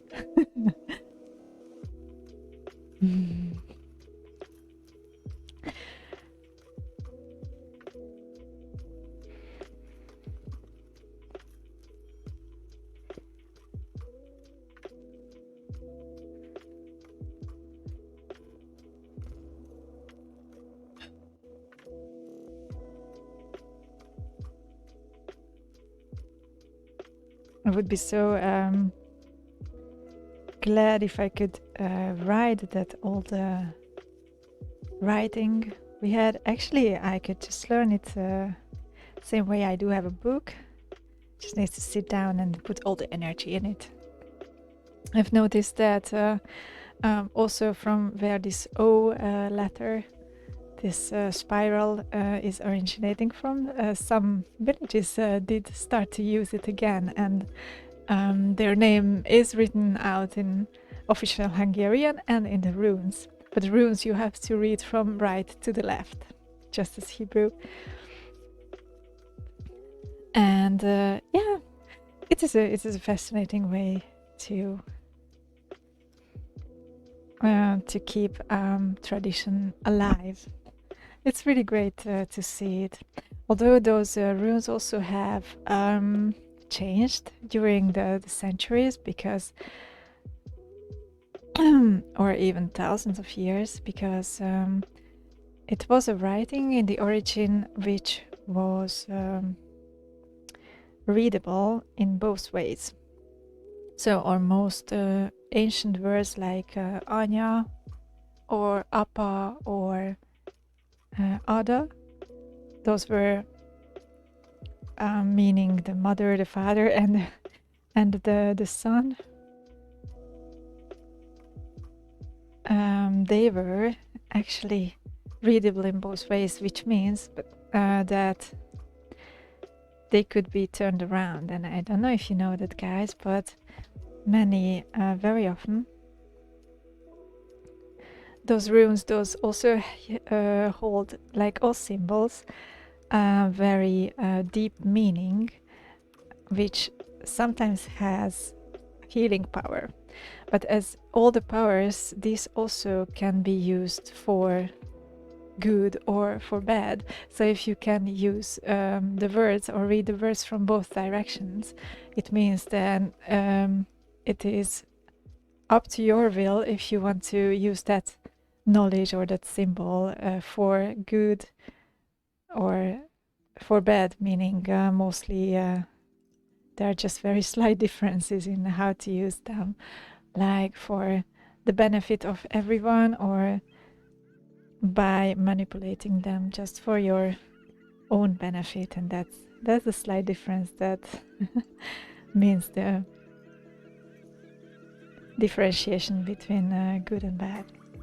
Strange, isn't it? That is that tiny, there are just nuances that tell us apart from good and evil. So many things can be good in the origin, and if we use them in a wrong way, they just turn against us very often.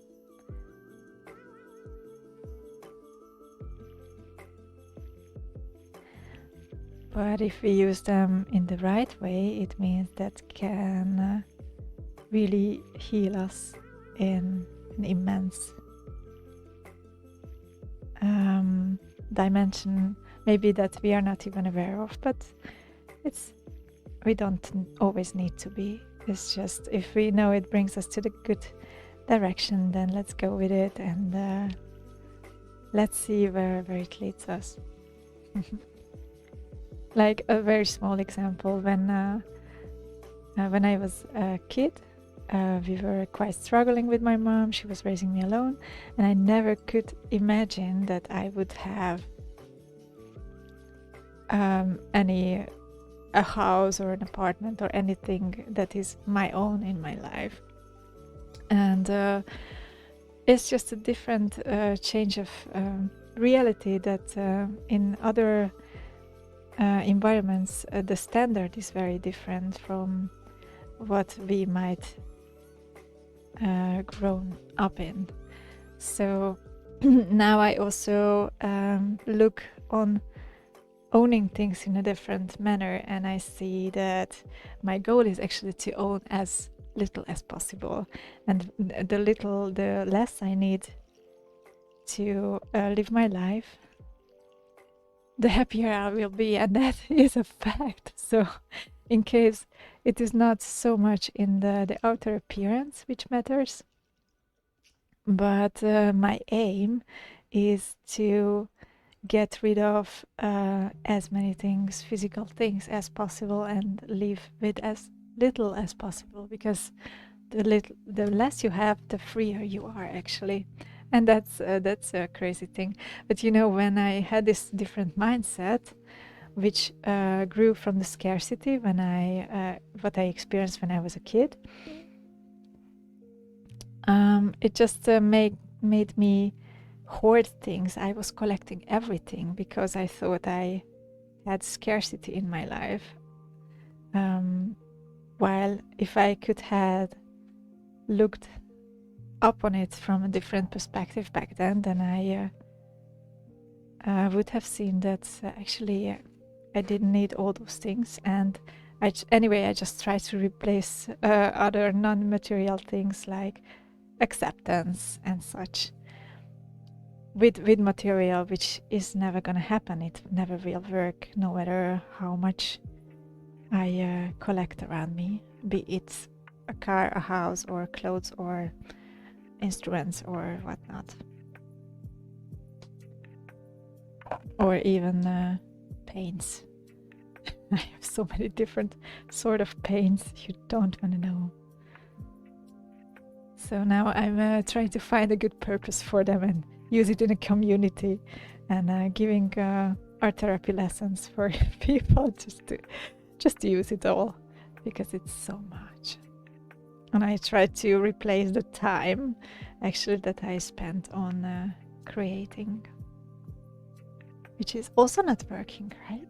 Just if you think about it logically and see through it logically, then it's so obvious.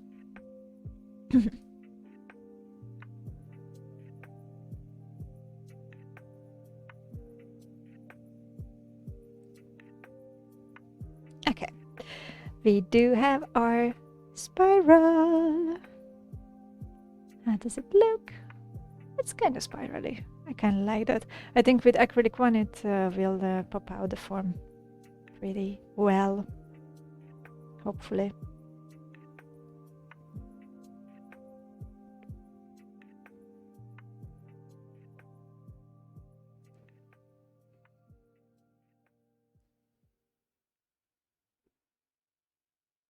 Good.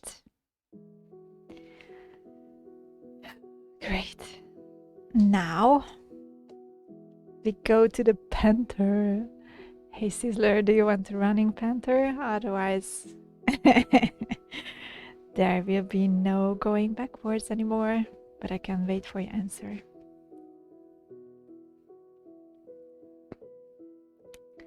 I'm trying to get out the smaller figures here on the other side.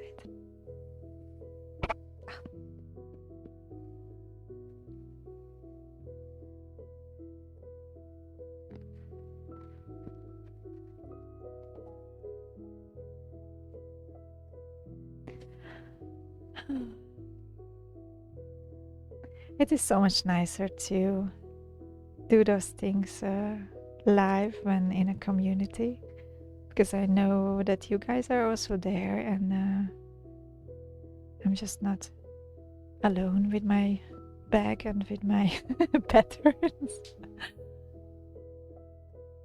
A sleeping panther. Oh, that would be awesome. Shall I try to switch art to just chatting, see what happens? Oh yeah, you can try. Let's see. I don't need much concentration really on cutting these holes.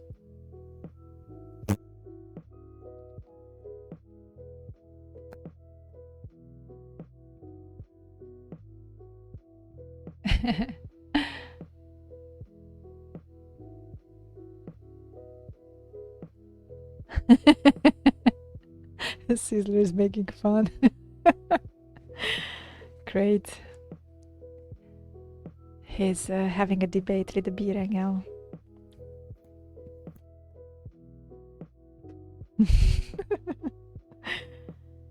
Good. Another water symbol.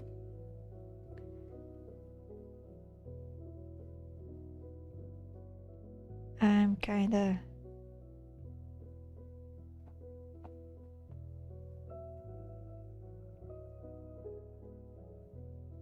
curious what will happen when I cut through the end of the bag. Of the side of it.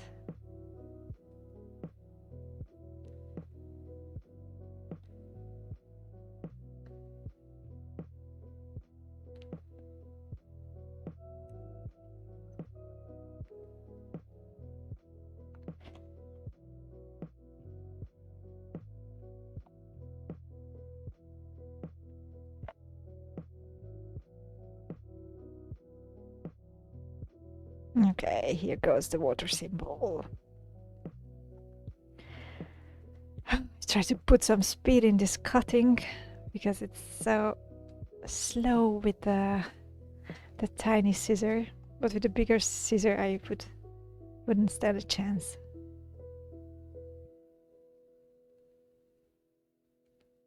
Yes.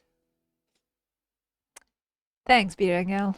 Thanks for switching it, just chatting. Yeah, it's actually much more fun to do something and chat in the meanwhile. I'm talking anyway, but it's so much more fun to talk to you guys. Good. Now.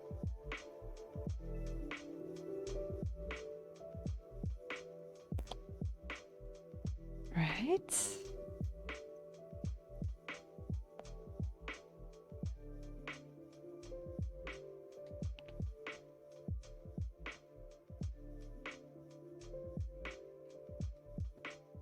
Here goes water symbol.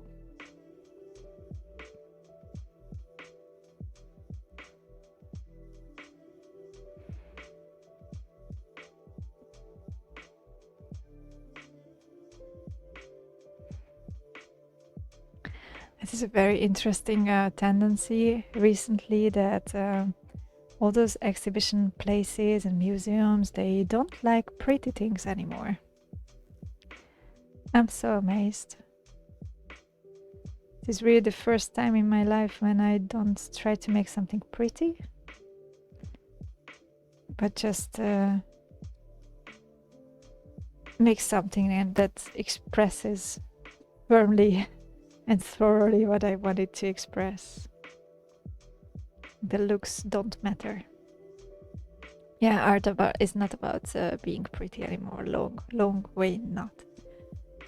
Although I really am drawn to beauty, and I love to observe that in nature. But even a bug can be beautiful, isn't it?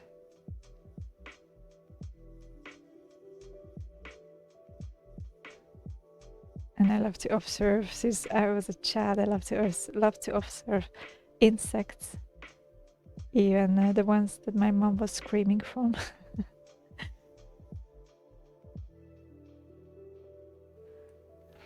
It's a pity that I cannot see so far. My eyes really got ruined in the past few years, but actually started when I was around 13, 14, teenager time. But then I have a certain feeling that the things that are really close to me, like a miniature bug or insect or anything, when I'm watching them on my hand, I just see them so much in detail that might be the thing behind it, that I just was looking at things from too close. And also they say if our eyes are wrong, like every disharmony or sickness or anything has a certain meaning for us. So I might have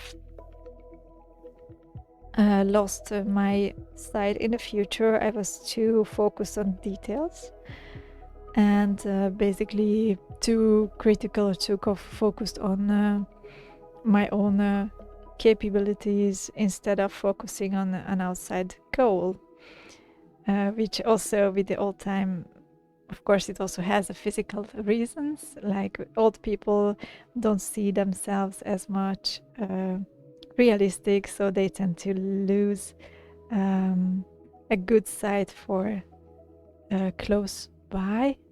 Whereas if I have this difficulty with seeing the world, or just anger or just cruelty or anything that I don't want to see, then I tend to lose my sight for afar because I just don't want to see it. And it was really typical for me. I just didn't want to see many things. I didn't want to see the reality because it was too painful. So I was concentrated on close up and the details, being a perfectionist, which is not really healthy.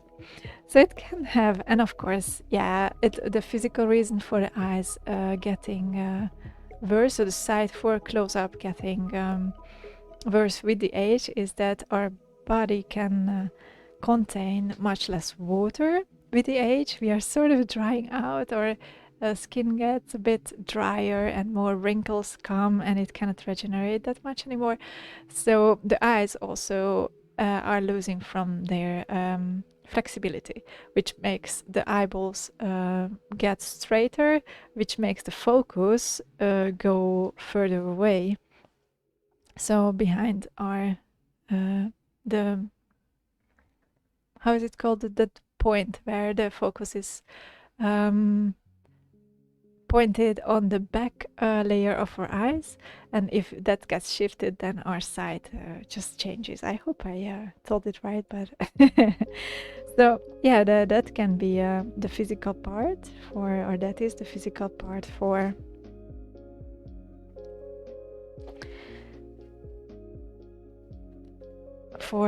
losing a good eyesight. But as everything, this also has reasons that lie in the background as an origin cause, which we mostly cannot see because we are not aware of it. And yeah, sometimes we mostly don't have to be aware of it really, but it's interesting to look at those aspects sometimes. For example, I have a very favorite book from Jacques Martel, and he is a French author who wrote a book about the causes of certain sicknesses. For example, that every sickness has a psychological background, and as such it is a start of the healing process if we are aware of it. And he also wrote that if you are reading it out very slowly, just syllable by syllable, every second one syllable, then it makes it possible that the message actually goes to the frequency of your heart, that you will understand it emotionally, because cognitively we are very fast, right? But if we are emotionally, we do need our time to really understand things and see what it means in depth, or together with the emotions, what we talked about at the beginning. So that's why he said, if we just read every syllable of this text, of the understanding text, it's kind of a self-confirmation, syllable by syllable, very slowly, then we give a chance to our heart, to our emotions, to also capture the meaning of those words, and we are more conscious of it. That's why reading slowly actually has its advantages. I do know that I read extremely slowly, which I never live through as an advantage, but I do know that every book I read, I live it through so deeply. So probably that's the positive side of the slow reading process, that I really just drink in every single word of it. It has to be a good one, otherwise I'm not able to finish it, really.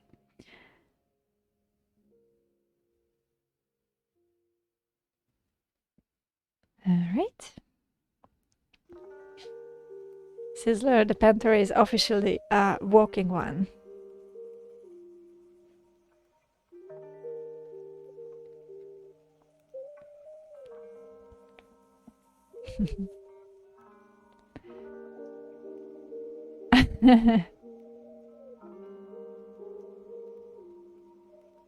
You're welcome.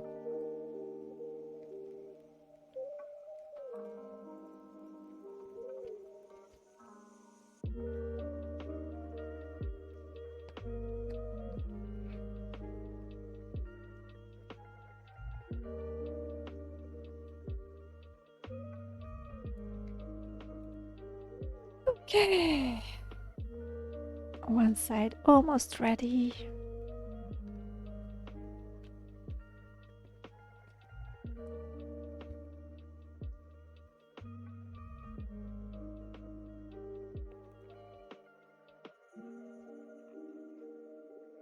And I'm so curious about that acrylic one story, how it will turn out.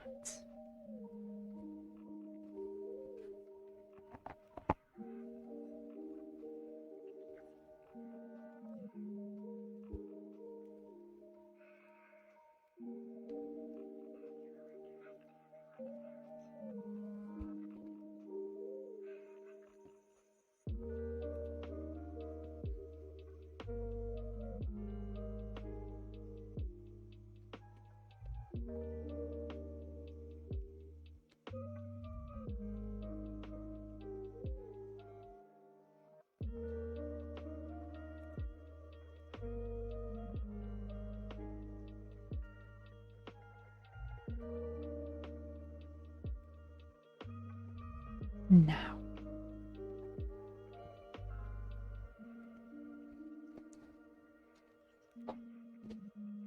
Teeny tiny little leg. Don't worry, I won't start to sing you guys.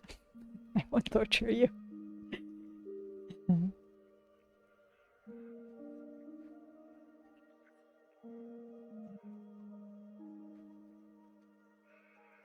Okay.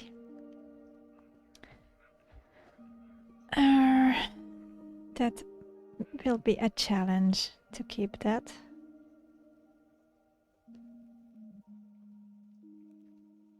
Okay. Almost done.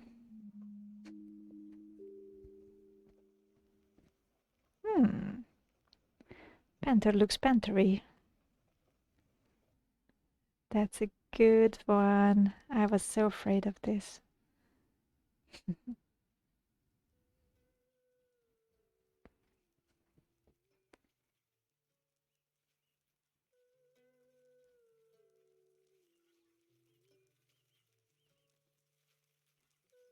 Okay.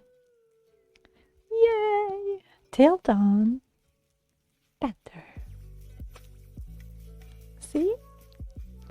It's looking handsome. And the downside I won't do anything with, because that will be the bottom of our lamp. Okay, a few more symbols to go. Yes. Like our flying sun. It's kind of looking pretty though, with those holes on it.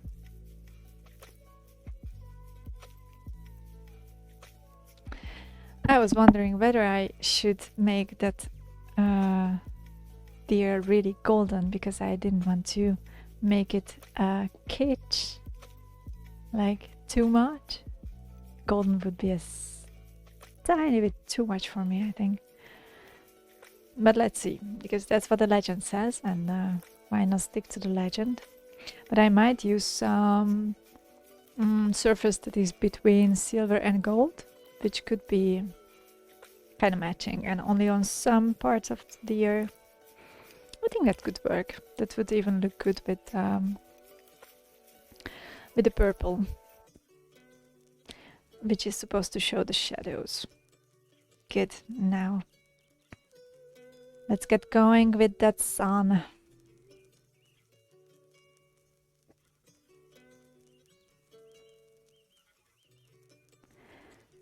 Really, without you guys, I don't know how far I would have gone with this bag, because there's a lot of holes on it that I need to cut.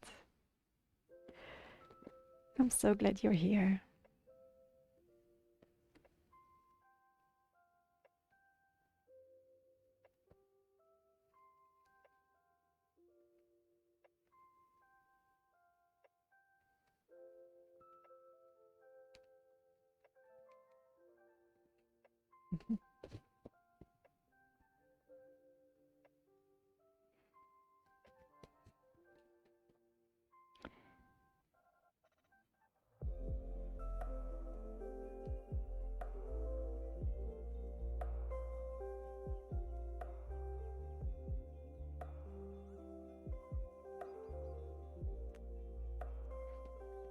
One done. One wing.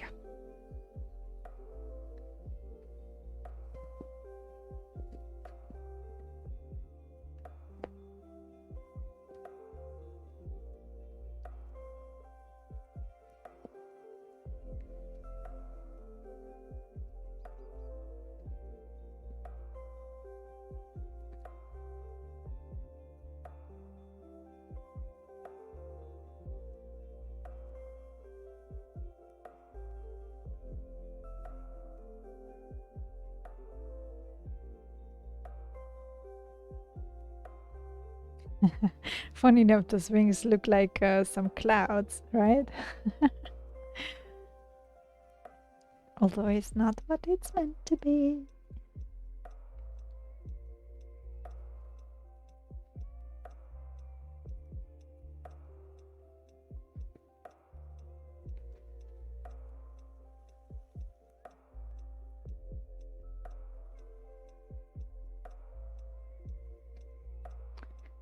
All right.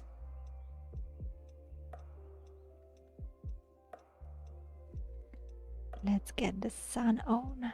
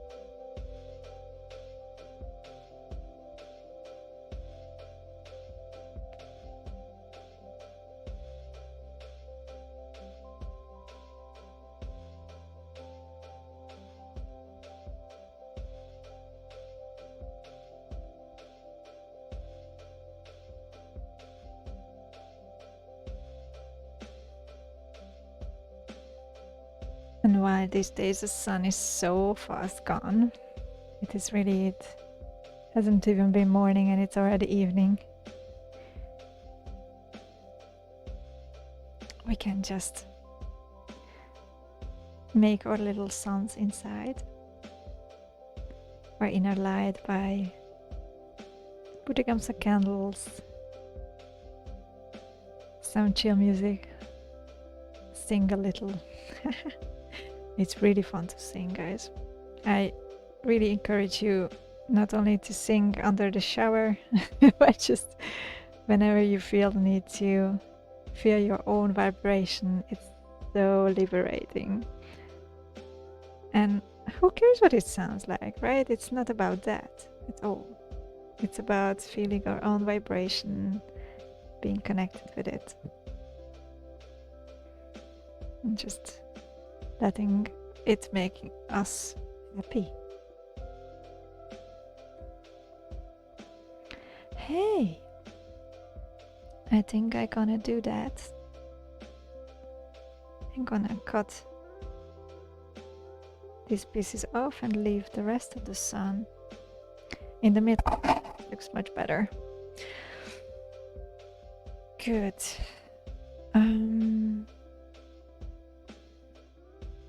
Yes. What do I do with the wing then? I kinda can leave one wing off there. I think the acrylic one will hold it, hopefully.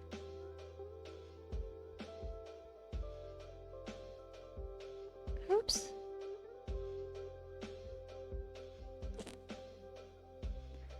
Then it's kind of visible that we have something going on there.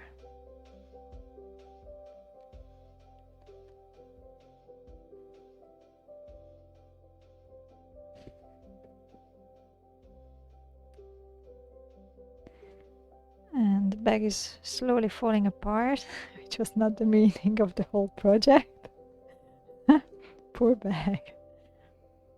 Okay. Good. So then I'll make another adjustment for the sun to be fully attached.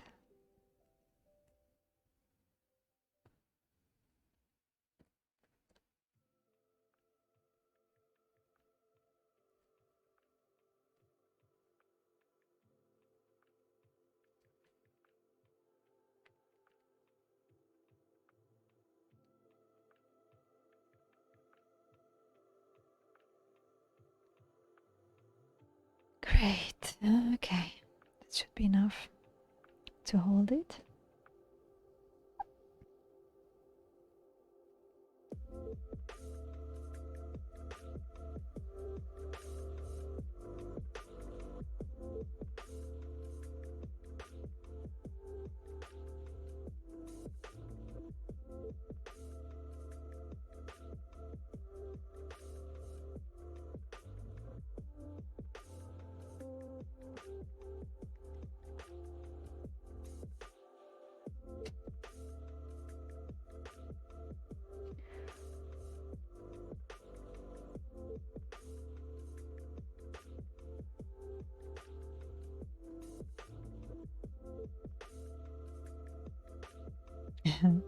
And if I was thinking about this bag project for Hungary in a more physical level, I would definitely have put up some paprika and and gulyás leves, some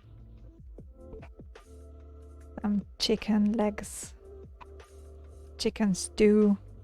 Oh, I just ruined it. Okay. See, my bag can't even handle this. Because I'm not big fan of it's great, of course, those people are so lovely, but everyone just wants to stuff you to death there. So I kind of want to be far away from that habit and focus on other things. Just being together, just chatting, being honest. Those things are much more important to me than anything else. And I'm also kind of, yeah, I do like those tastes, but I'm usually not cooking them in our everyday life. It's something that, yeah, probably there is a tendency that I put garlic and onion to everything. Like all the Hungarian dishes start with garlic and onion. But for the rest, that's about it. And I don't really like meat. I almost don't eat it anymore. Already in the past decade. There are periods when I need it for a few months, but mostly that's it. That circle closes, and then I'm back to my good old habits, being a vegetarian or a vegan even. Simply because I find those nutrients, I just find those foods much yummier, and I noticed that fruits and vegetables make me so happy. They're genuinely happy. Okay, what do you think about my flying sun? Huh? Should I take away that wing? Should I leave it?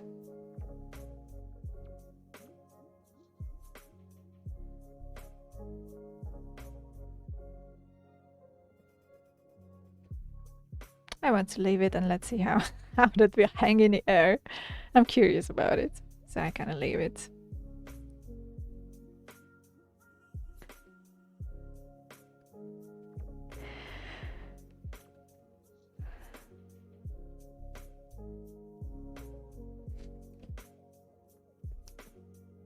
So yeah, I want to come away from the physical things and focus on the things that matter much more, to be able to speak up our truth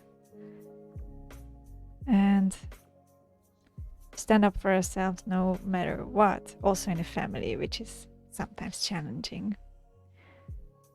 But that is what I want to create in my own environment, and with the people who are in my environment. That's the way it will be.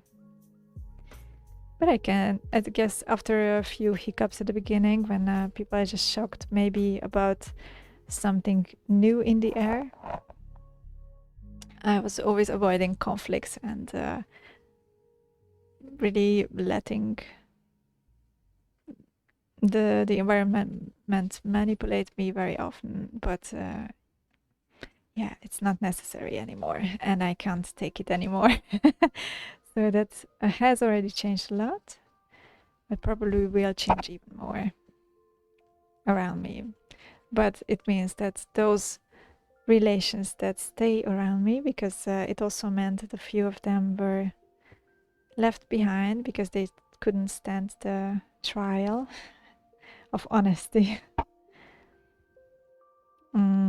But those that stay, those are real and honest connections, which I value so much more. So we go from now on for quality.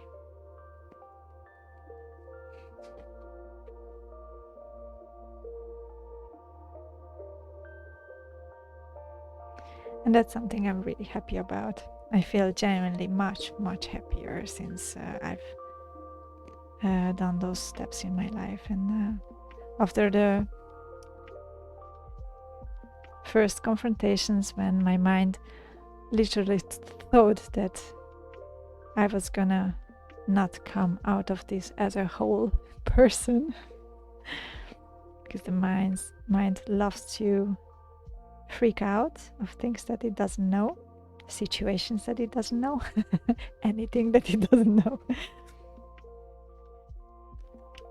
But after then, we just get hang of the new vibe, that get used to the new things that surround us, and they get just more naturally part of our lives.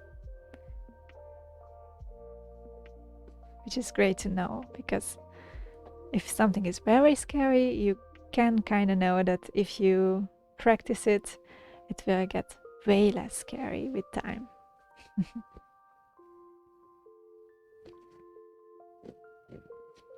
Or maybe even not scary anymore. Maybe it will be your passion and your truth. Maybe you will just stick with it because you like it, like to do things that way.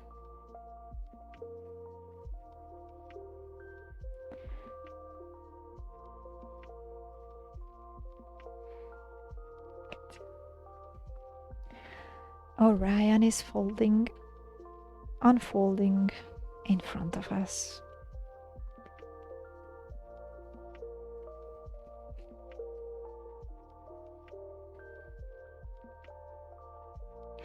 It is funny with Orion. I didn't know about this connection with the myth of legend of Nimrud, the magician queen.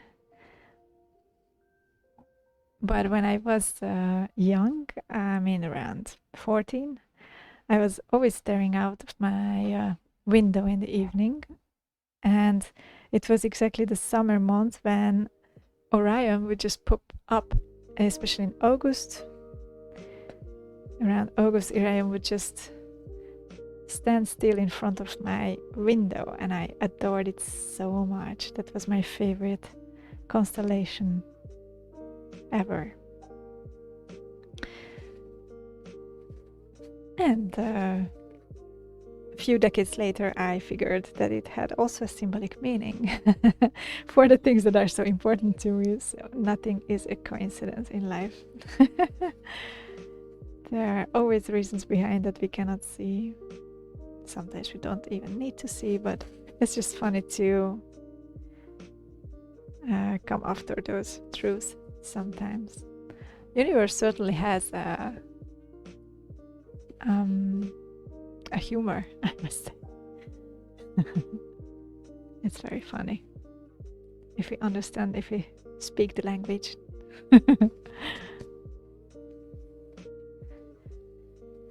Hooray!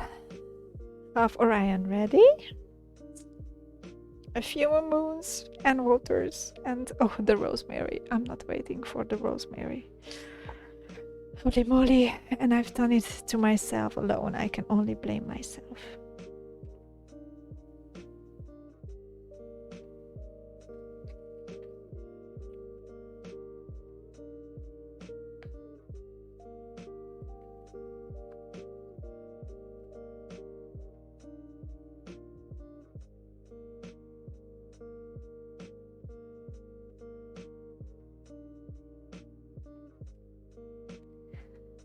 Good.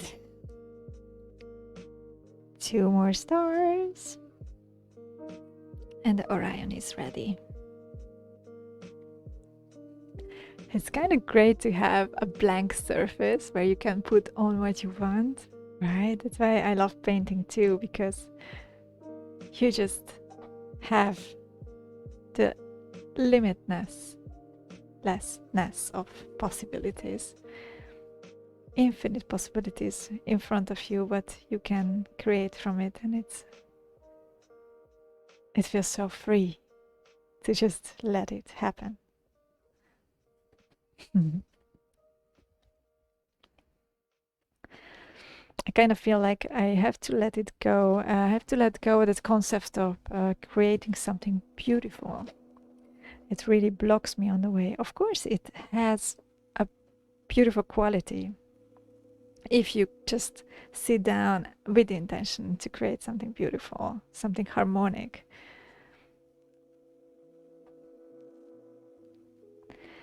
But a very nice experience what I had, it was a big step for me to create something just ugly. It was not intentionally ugly, I just really didn't give at all anything on how it turned out. I was just going with wild passions and waves and energies and just letting it all happen on the canvas without any holding back force. And I really didn't like it. I called it my ugliest painting ever until I got a phone call with a friend of mine, and that painting was accidentally here in the room where I was standing when I was having that phone call. We talk usually hours, so I knew I had time. That just during the phone call, which was kind of, because it's kind of, didn't want to think about it. I just started to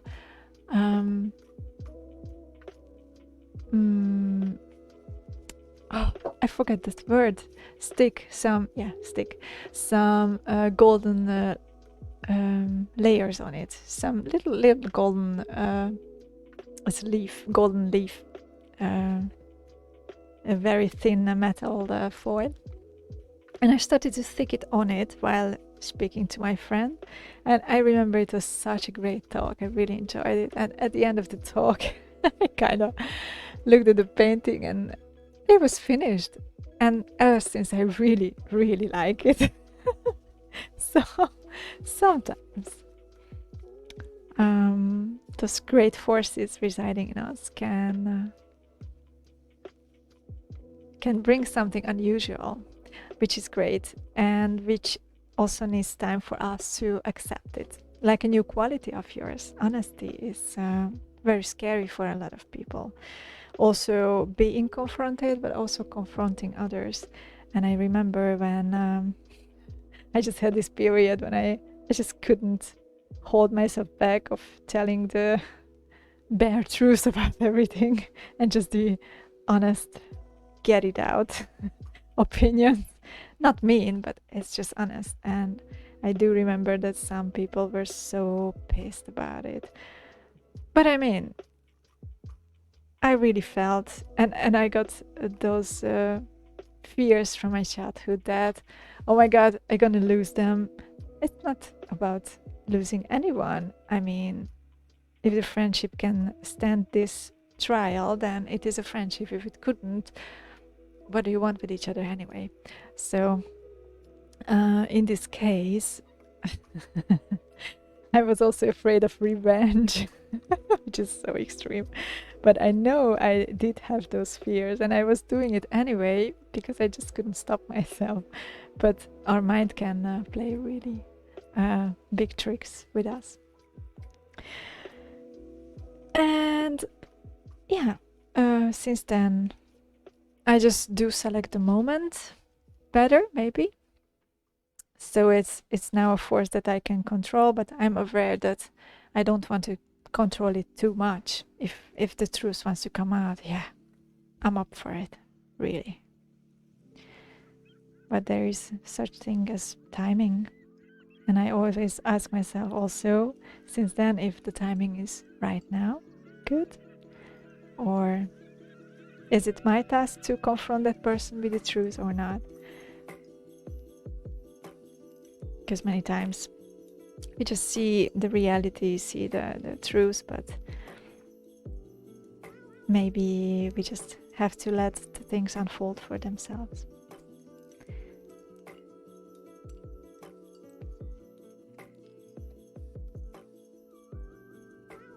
And after discussing all those details, I might confront people with my version of the truth. But it is a great feeling. It's a huge power. It means you're connected to your core, and it's always a great feeling.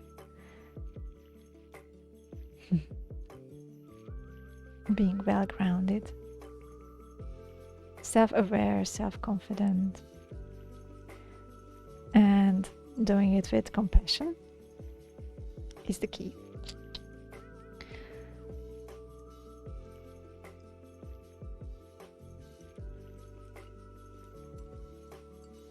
The first thing that I learned was compassion, and only after the telling the truth part came, because I did. There were people who confronted me with their truth, which was, I don't say it was not true, but they told it completely without compassion, and it can never reach its goal without compassion. It's like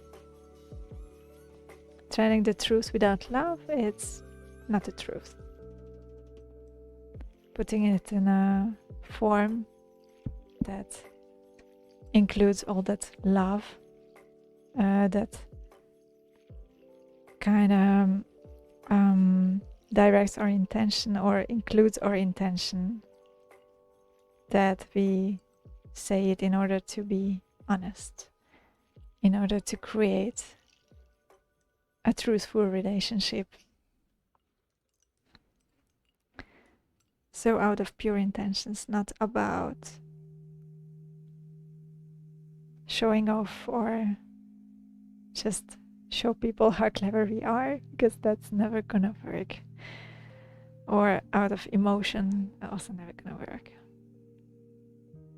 First thing we do, get out of emotion.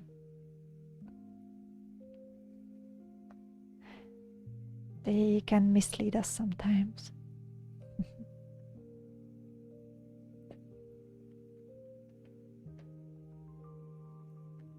Or at least it's not when we are in emotion, any emotion, we just cannot see clearly. Seeing clearly needs objectivity, and objectivity lacks emotion. It's kind of power too, if we are able to see ourselves from outer of higher perspective. Kind of objectively, also when it hurts like hell. That's power I'd like to embrace, really. Sometimes it does happen. I still feel that thing that I feel. But then I know, first of all, that it's not gonna last forever, that pain that I'm feeling, or that struggle, or that fear. And from that other perspective, I kind of might find a way to get out of the emotion then.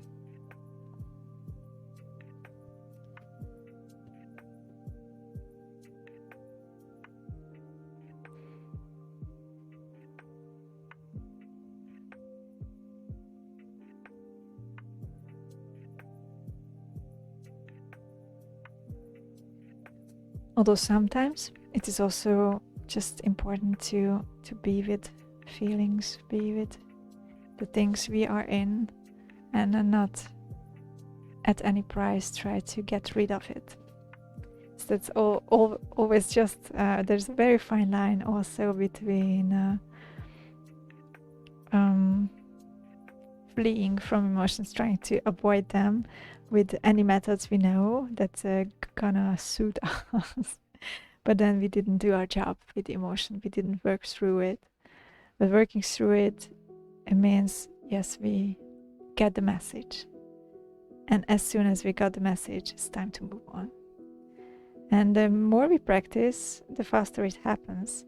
So it means after a certain time, when we understand ourselves so much better,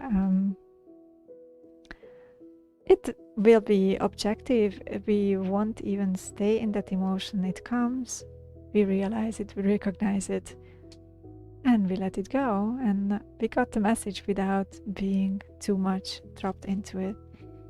It's a great thing to know for any practice we pursue, for that reason, any spiritual practice, basically.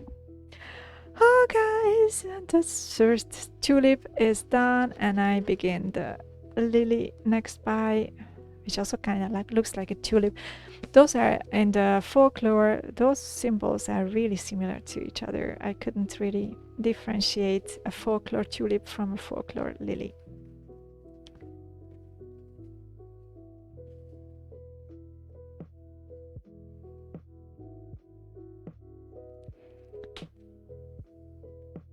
But they are both masculine symbols.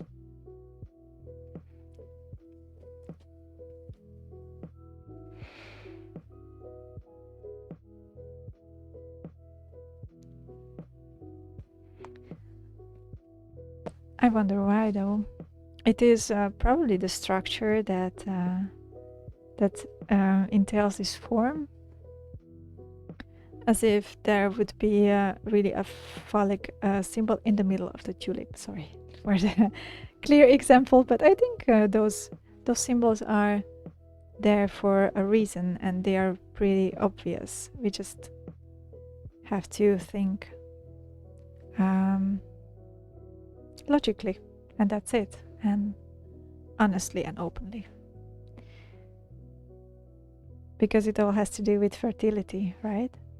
And also in the ancient India, they have already, even in Greece, ancient Greece, they have been always worshipping fertility symbols, because that's the key of abundance, that's the key of ideas and prosperity and the happiness of all of us.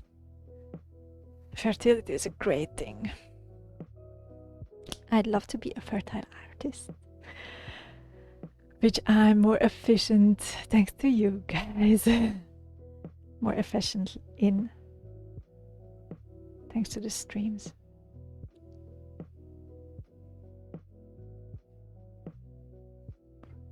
Oops.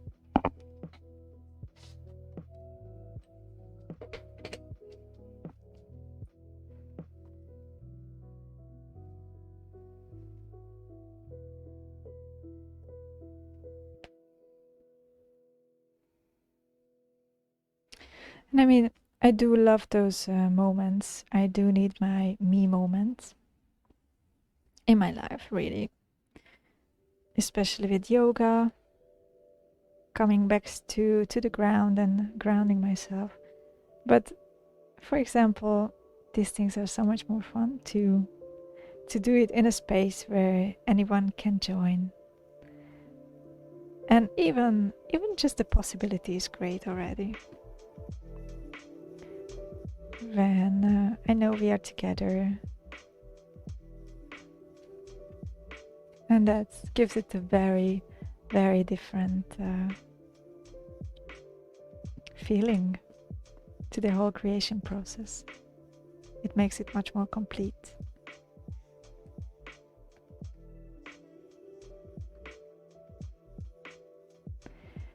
And the waxing moon is ready.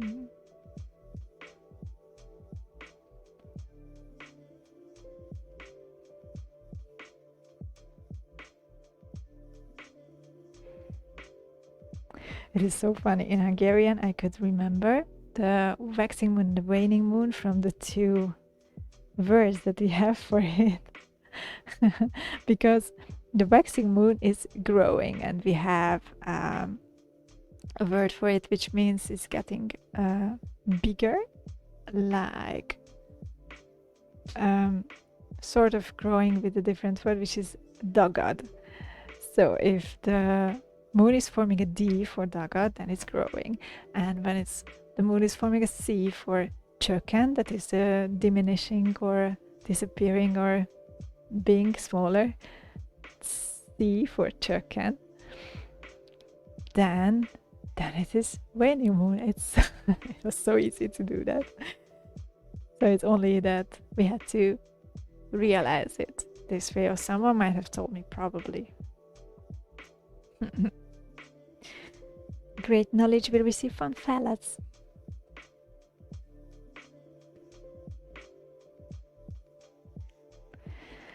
And I kind of like those meanings that sit in our words deeply encoded. And I know for a fact it's not only in Hungarian. It is, for example, also in English, in French. There are words which we can play with in etymology, or even in taking syllables of the word and discover, oh, sorry for the noise, discover deeper meaning of it. And I love this example, but the word for health in Hungarian is egészség, which literally means wholeness, completeness. So if you are complete as a person, if you do what you love, and if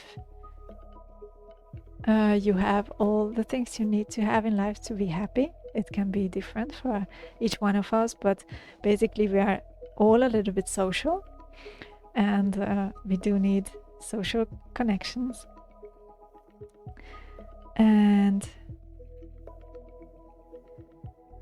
And we do need to have a certain work that fulfills us, which doesn't need to be called work, but it can be some activity we enjoy. And of course, our ability to create. It's not for everyone, but for many, many people, creativity can be just a bridge of finding what you really want to do in life. So even if you're not drawn to painting or anything, in my art therapy classes I often say that use the creativity as a lighthouse showing you the way, because then it means then there are channels open when you're creating something, open very close to your heart or to your essence, to your soul. It means you can easier here, if you are frequently connected with that thing, you can easier hear the message. So if you are in this state for a time being when you're looking for answers very often, then you might find the answer to some questions you are inquiring about much easier. Okay, how do I do this rosemary, guys? Give me some ideas.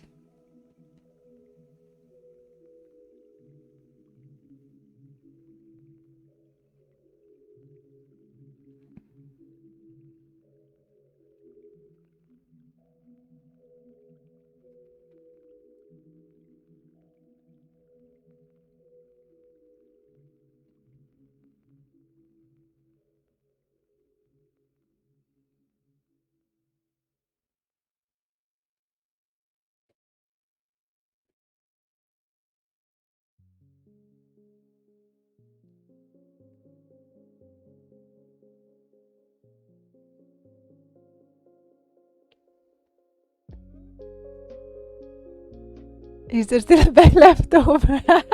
Yeah, there's still a remaining bag, although the holes they got much increased in the past hours, I must say.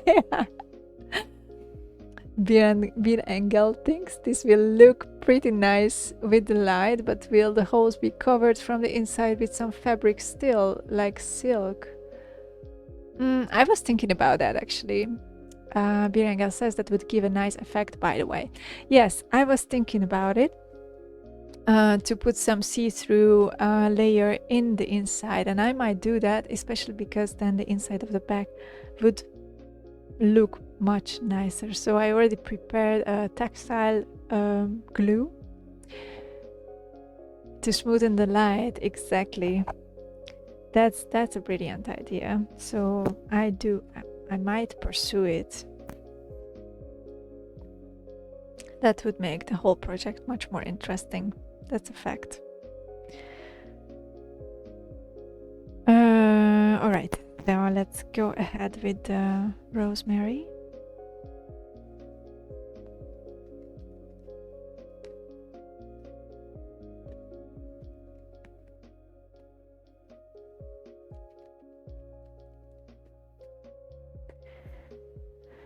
Whew.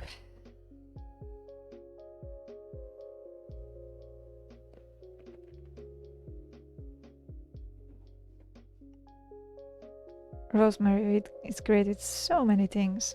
I like it first of all with veggies, but it's also really good with certain cheese, and if you like meat, this is really good with meat as well. It is a pretty strong taste, but you can also buy it in a ground form and then add it to soups, or even those one the German call it Eintopf. So those dishes that are like in one bowl or in one pot. We do have a certain kind of thick soup, which is more like a cream soup, but it's different style. We call it főzelék, and those can handle some rosemary as well, especially the ground one, because of course then you don't like to find some hard spice in it, and it's really difficult to cut the rosemary to tiny pieces. Even then it might be rather chewy and hard, but the taste is amazing.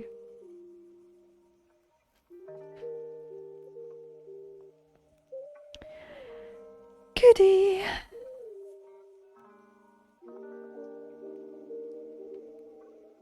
I could have made this rosemary way smaller.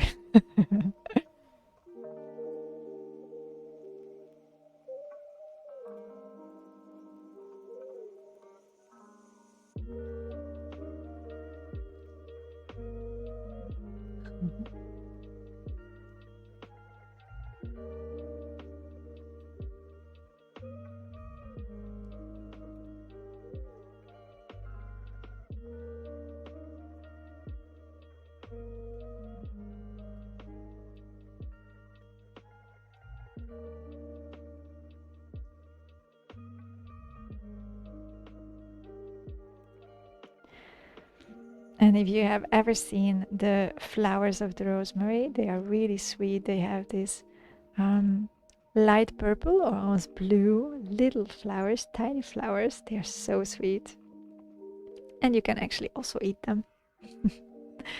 They have a less strong taste than the leaves. But in a salad, it's brilliant. Do you put sometimes flowers in salads? Or sometimes on cake? Or on some tarts and cake or chocolate cake? Those eatable violets are so amazing, and they also look awesome, but they also taste good because it's a completely different structure for your tongue to experience. So it kind of gives a total different direction for your dessert. Yeah.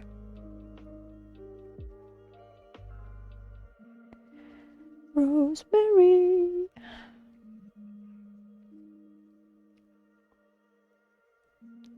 Okay, after this, there's really not much bag left over.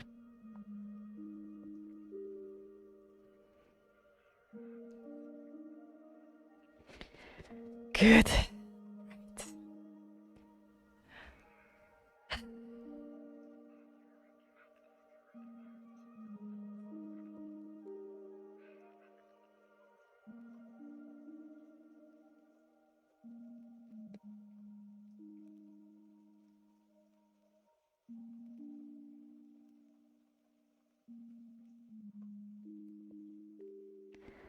Of course, the folk rosemaries might look very different, but I did want to put the original symbol in it, which is the plant. Because the folk symbols also try to depict the same thing. So let's go back to the origins.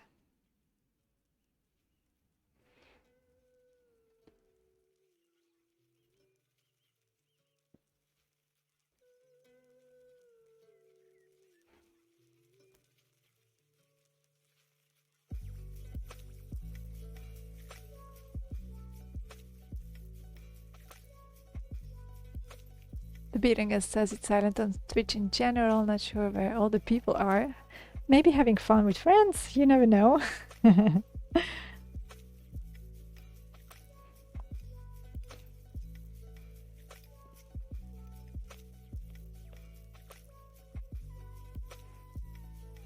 I mean, it's great to hang around on Twitch. But I always encourage people to also go out to nature, and today it was so beautiful sunlight. It's really worth to enjoy it. We get really not enough vitamin D in the winter. I mean, if you are more to the north, I don't know where you're located, of course, maybe you have full on sunlight.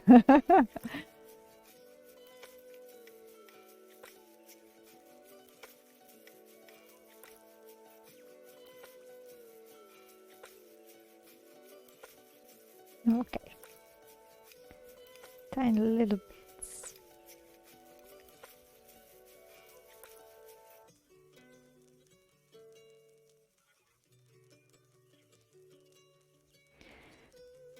Good.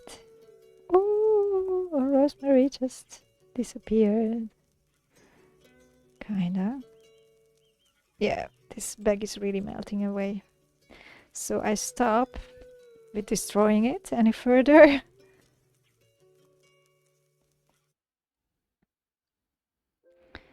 Oh, we still have one bird. Turul.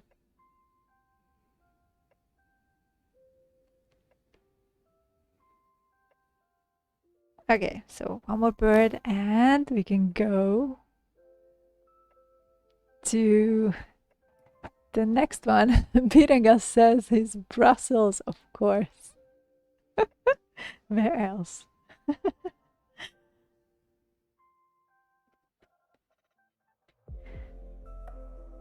I guess in Brussels is also dark right now.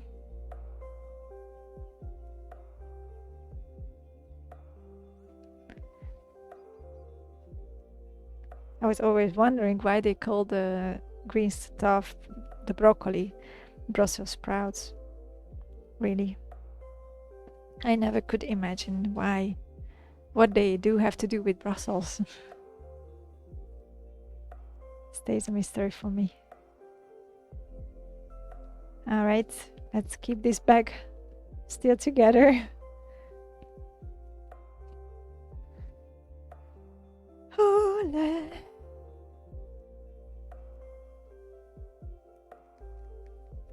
Yes. I'm so happy now.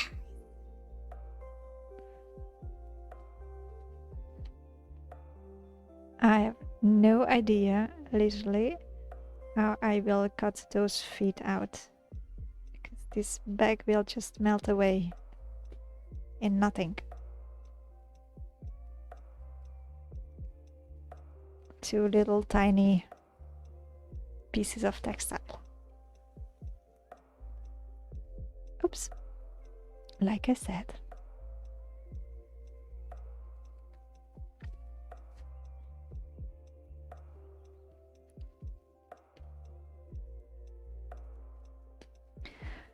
Good.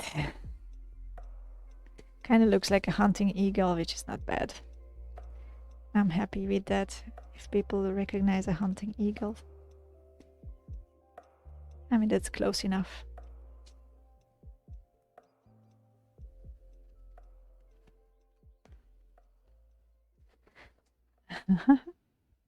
Funny thing, when I wanted to go to Mexico, I loved to go to second-hand shops at that time, clothes stores, and I started to find Mexican coins on the floor of the second-hand shops. I was like, what? The Viranga says Brussels sprout and cultivated in the 13th century around Brussels, and the ones we know now are known since the 18th century. Oh, thanks, Pirangel. That's a great thing to know. So they do actually have to do something with Brussels. Great! I never have thought this vegetable comes from the area, really. From the Brussels area, it looks so different.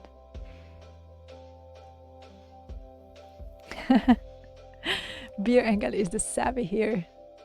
But he says, but they are known since the Romans. Romanen. Oh, since the Romans. That was a long time ago. I didn't even think that vegetable was that old, really. Now we learn something again.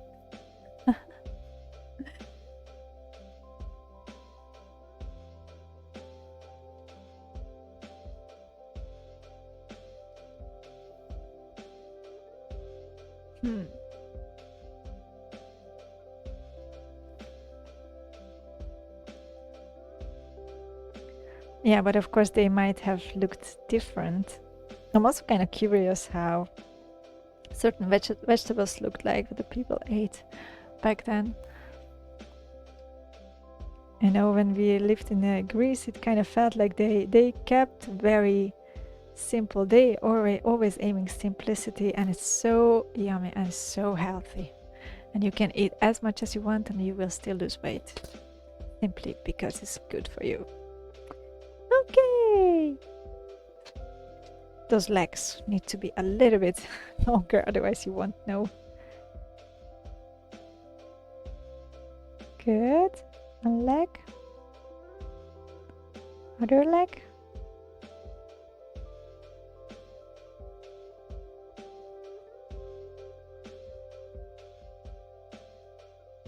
Good.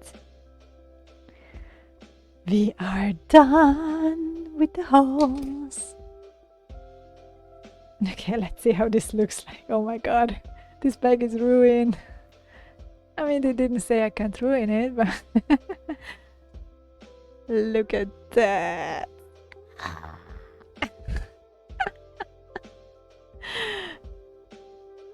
Whose idea was this? Show me, show me.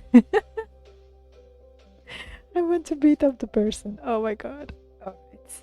Hey, the sun completely got detached. Oh, what a pity.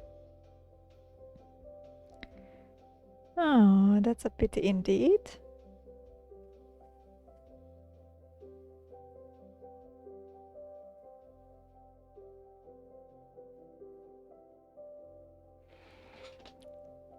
But never mind.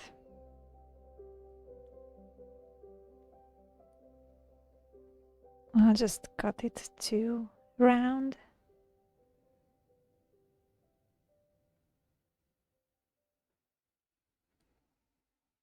Okay. Too much movement for that poor little thing.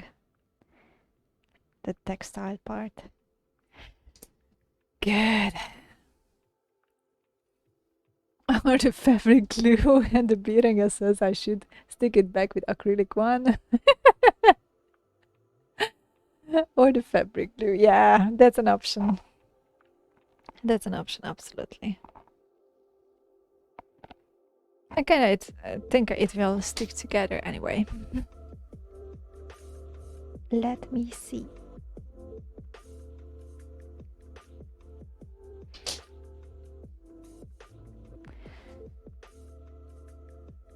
All right, so the pillows that I've just put 2 pillows in this bag, and this will be the filling for our little baggie. Let's see, this is the flat part, so that will be the bottom.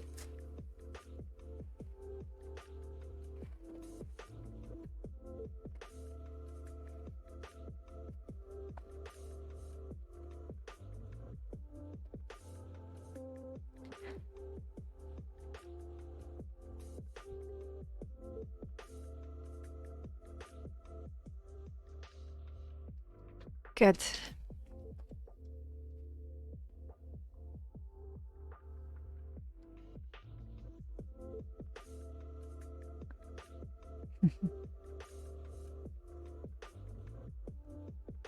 Ah.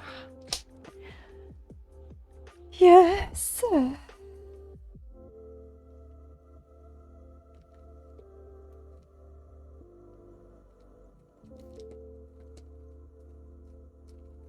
I'll push it a little bit more in.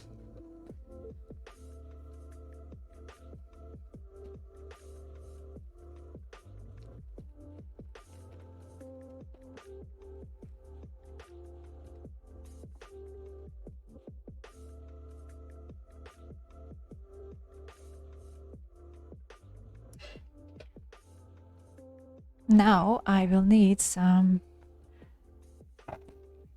security measures. I mean, some foil on the ground. I still have salvaged some bird food bag which it could sit on, and then I can also turn it around, which would be a great protection. I'm trying to find a position where the patterns are still in their old shape. It's kind of challenging to keep it like that, huh? What if I turn this around and then the bags, the pillows go into the inside? I think it's a better option.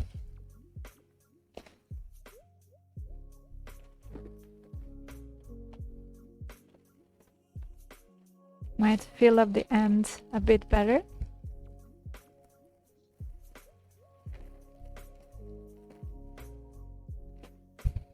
Good. Our flying sun looks a tad better like that. Rosemary is rosemary.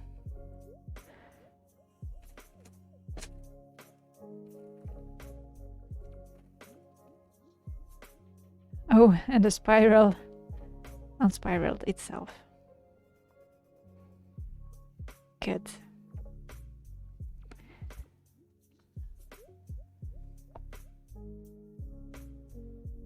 Oh, yeah.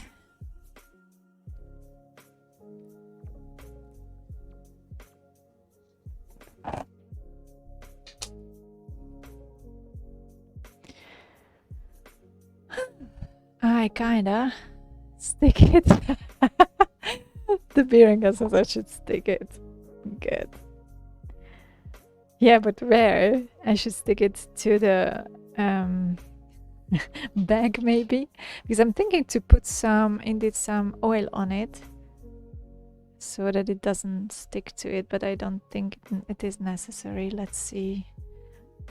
You never know, because I really don't want the bag to stick with the acrylic one to that purple thing, the plastic.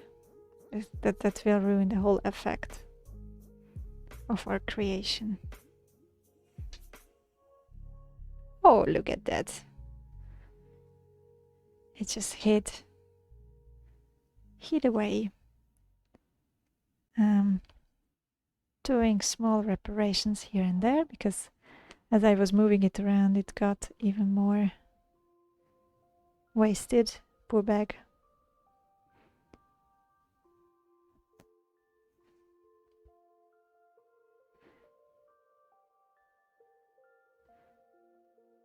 You will remember me as your destroyer. Okay.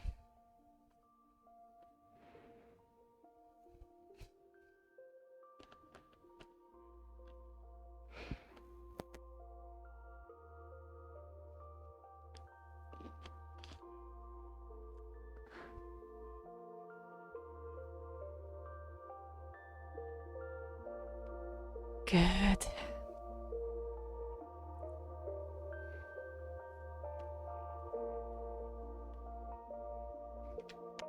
I'll do that oil trick. Well, it will be aha collaboration then. Yeah, Albert Heijn rules always. I don't feel sorry for the Albert Heijn bag. Don't misunderstand me.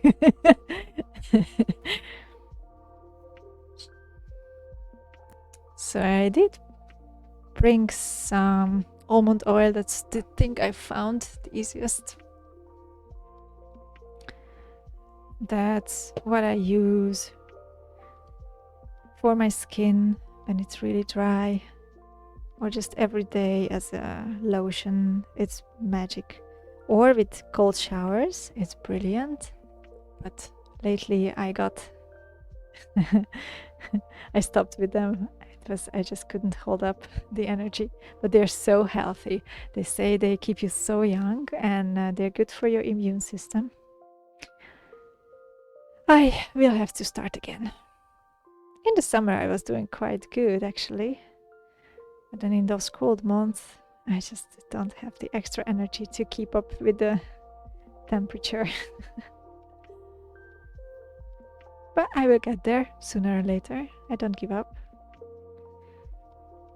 I just pause for a while. That's actually also a yogic tool.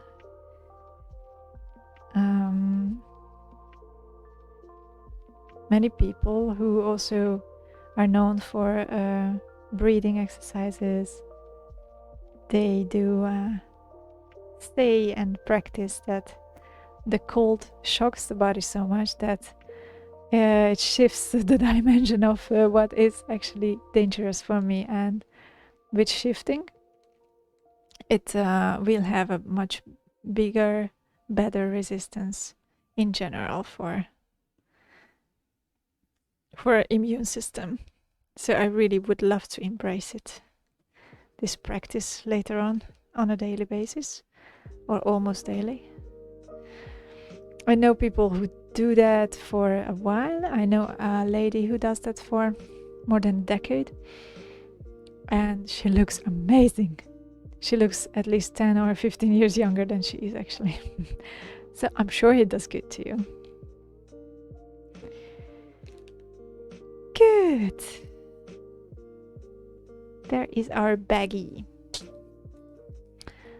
Okay, the panther needs some trimming.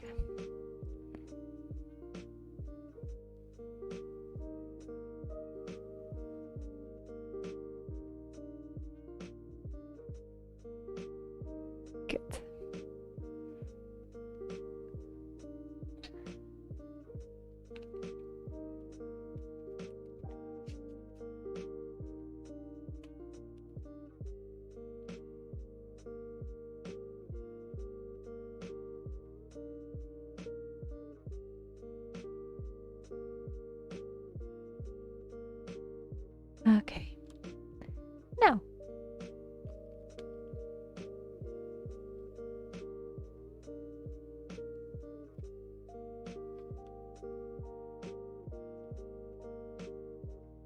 Uh-huh.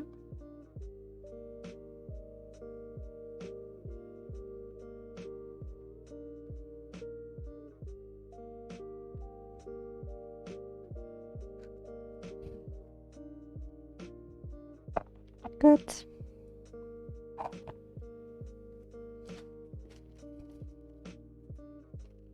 This bird tail doesn't look right yet. And the water doesn't look watery either. It really could be a snake, huh? I swear I don't know any snake symbols in Hungarian mythology.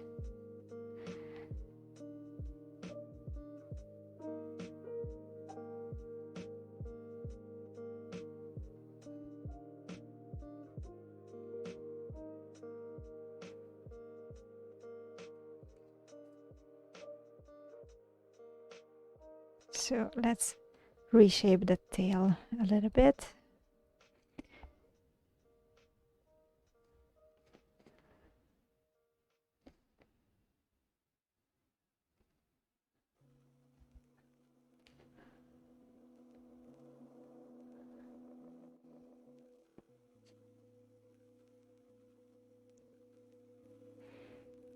Good.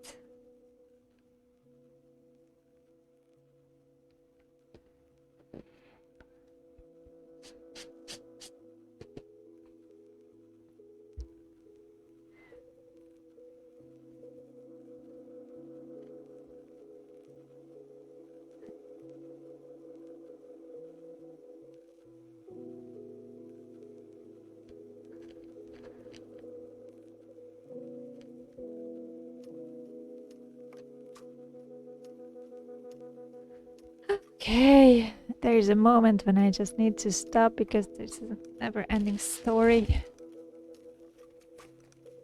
I glue the spiral. Yes, I will glue the spiral now.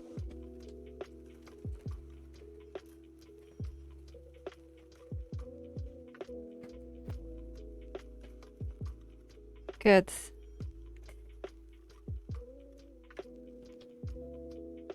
There will be a moment when I won't be able to turn this around anymore like this.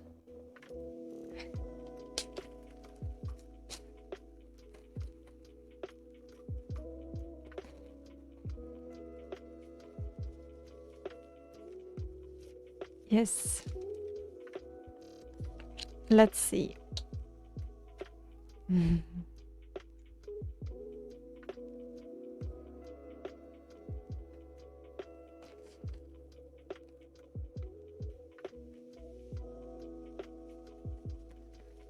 So I'm trying to put a little bit of oil on the surface of the bag so that it doesn't stick. And I did drop some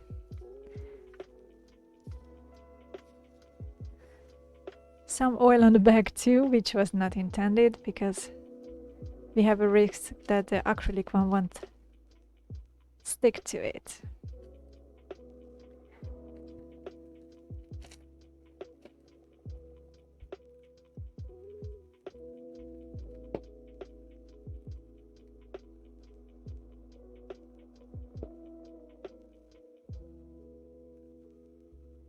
Oh, this is such a mess. A messy project. But kind of with the bag in the background, they kind of come out nicely. Maybe it is something to put a darker cloth under the symbols. I will check what kind of fabrics I do have lying around. I have usually so much, also from fabrics, because why not? Good. Now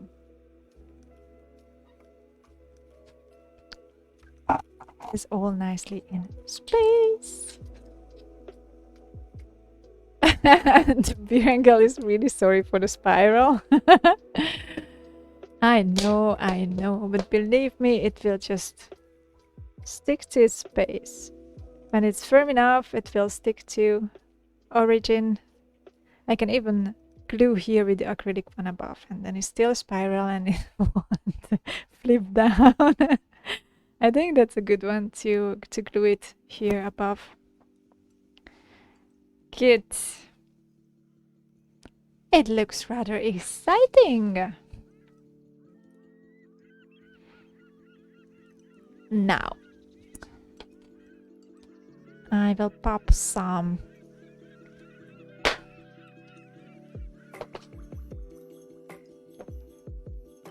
spoon. An exciting new material. I accidentally might have found some charcoal from my pencils. Indeed, you never know what you find in an atelier like this. Good. So we have to mix.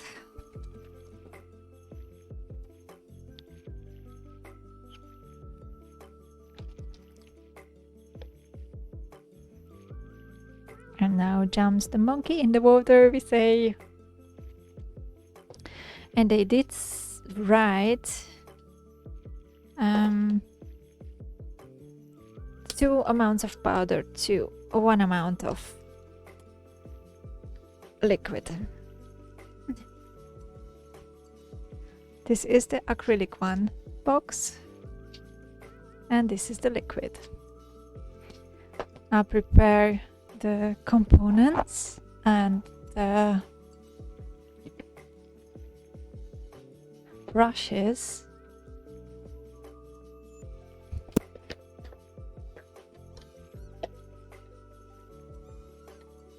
Let's see which brush is fitting the best.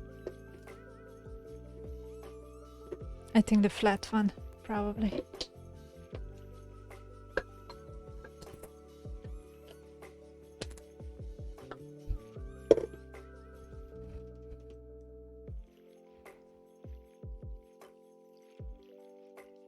Goody.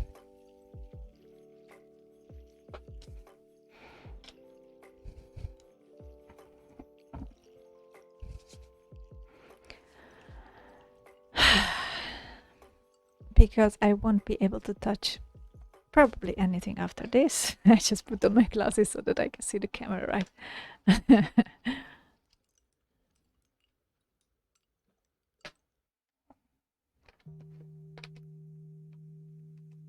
Let's see the monkey jumping. Yay! How much do you think we would need for this whole bag? I'd gather it takes up quite a lot of the acrylic one, so I'd say I would use the half of this.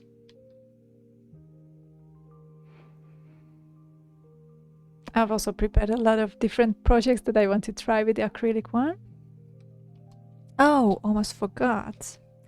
I'm bringing one of them inside until my hands are suitable for that.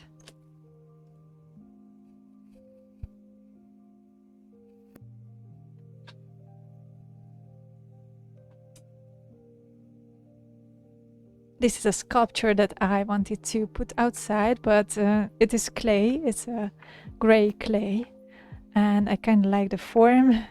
I accidentally painted a C on it. Don't ask me why. And I love to put it outside on a kind of standard, but for that it needs to be waterproof. So I wanted to coat it with acrylic one as well, in order to be waterproof. But first of all, the bag.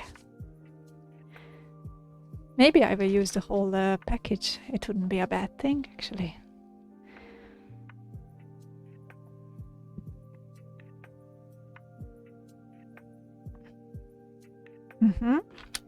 Now I think it is the half of it.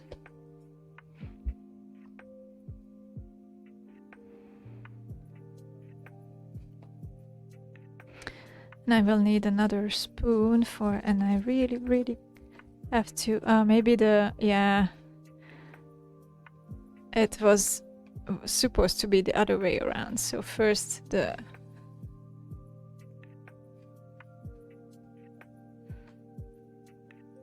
the powder and then the liquid, and I could have made it possible that there are no... No, it kind of melts okay. But I need much more from the powder in it. Good.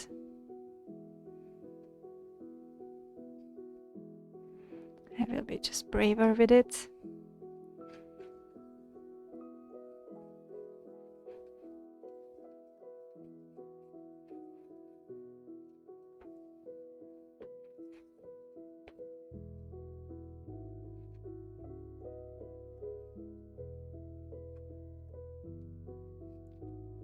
Exciting, isn't it, guys?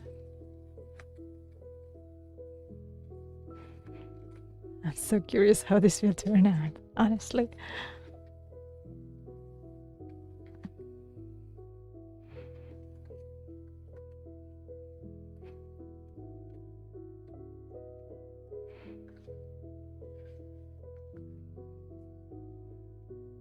This is still not the yogurt consistency we talked about. I will go on with mixing. I will change the spoon to... sorry for the screaming. To a metal one, because it needs more firmity to be able to mix it better. Some people use those electrical mixing tools for that, like professional tools, but I don't have those. So we'll just... Or maybe we have outside somewhere in the garden, no idea. But I think it will be just okay this way.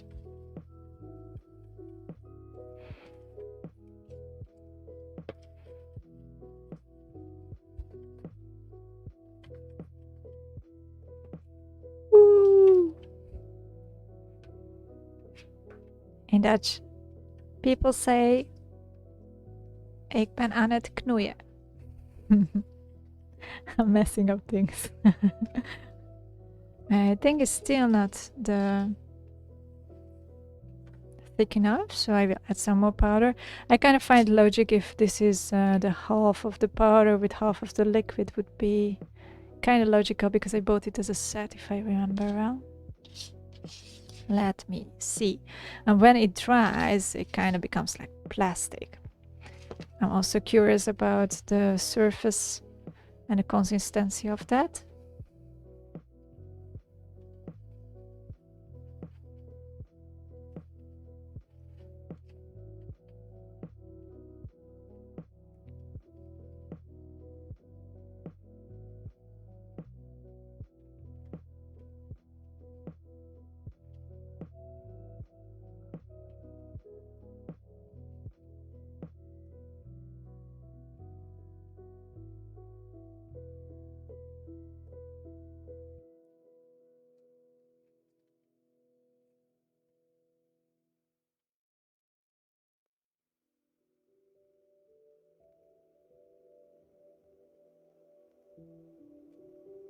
Yeah, now it starts to be sort of like a yogurt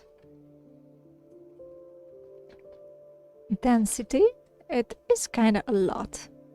So it might be enough for my other projects too that I have lying here in the background, hoping that this wouldn't eat up all my acrylic one. Okay, I call it yogurt and I start with painting. Although the yogurt is kind of a bit thicker than this. Okay, I will add just a tiny bit more.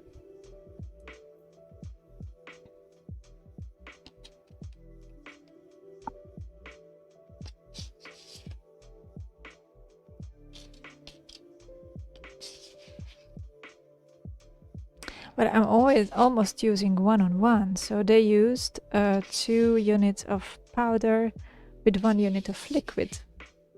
So if I think about it, I need much more powder to go with it. Okay, let's see how this turns out.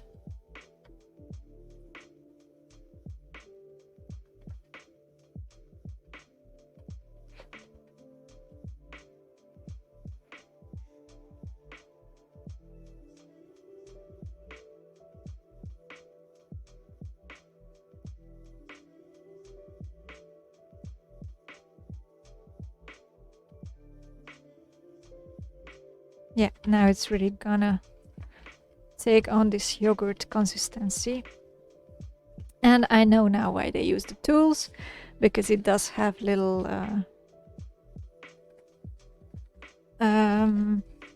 bulbs in it, little knots, which are not possible to make disappear by a spoon. But yeah, that's what we got.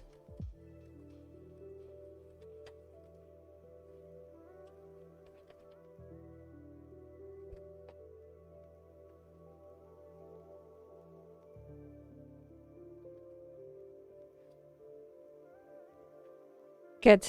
Yogurt ready? Hungry?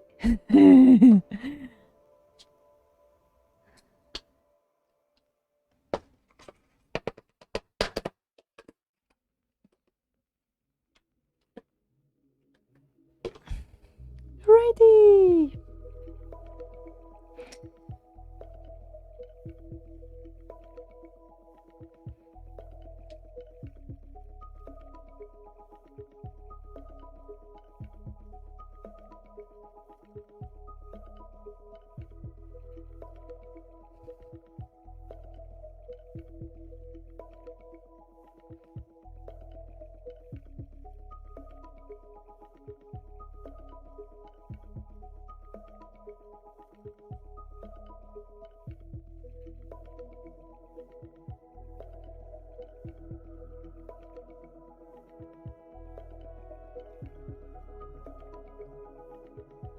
Well, the oil actually, I think, was a good idea, because I cannot make anything without sticking it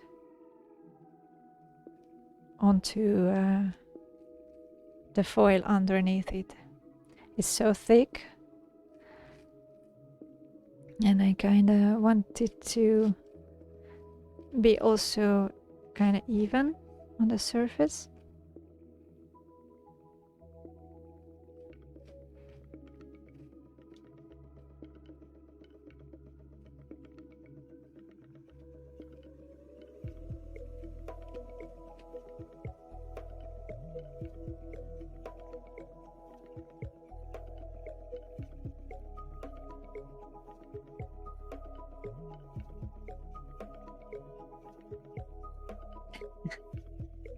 And our panther kind of looks like this giant mouse.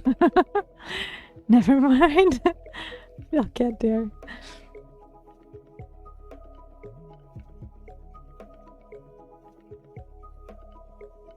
No, it is a panther.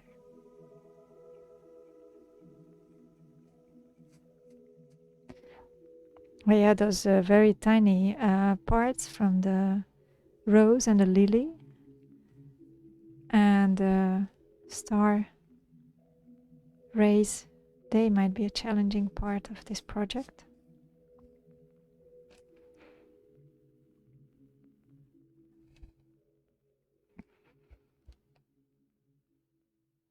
But actually it's taking on less than I anticipated.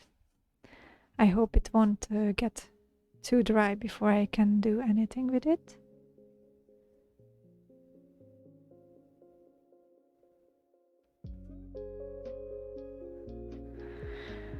Oh, this is exciting, guys. Do you feel the pressure?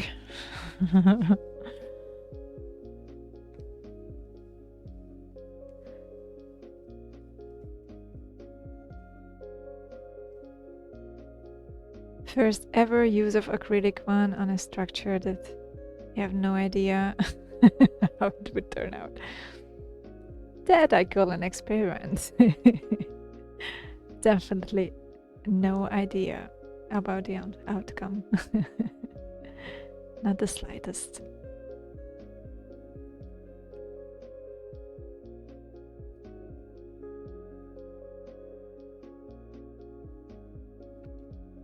And now our spiral. First I stick the panther to the back.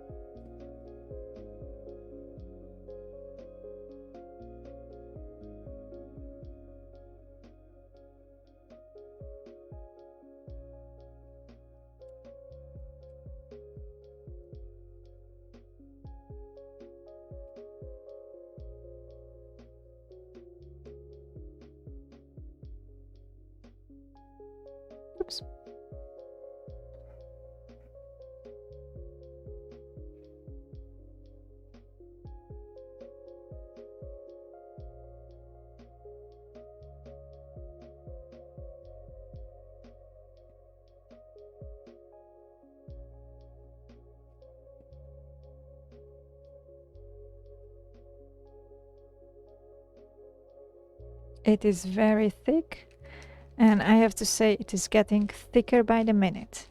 So I have to work very fast.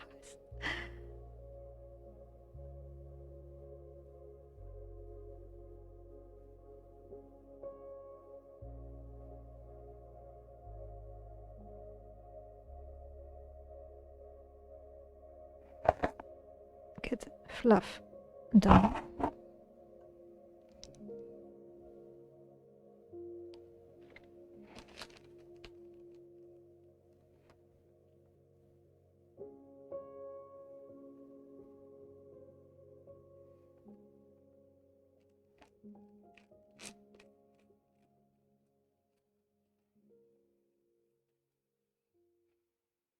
Okay, the spiral, finally.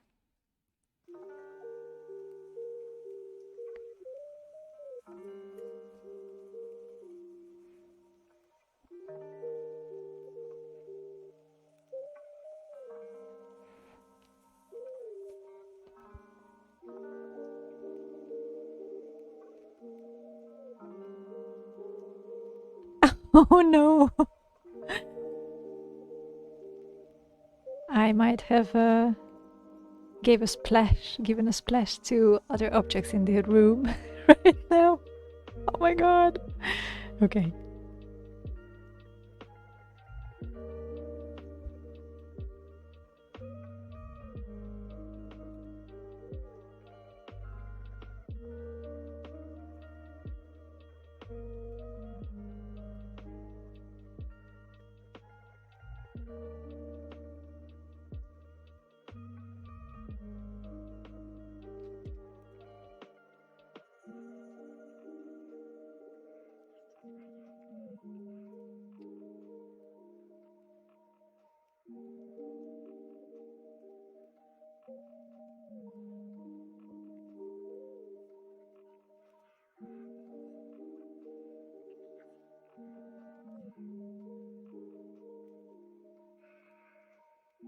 It is getting very, very thick.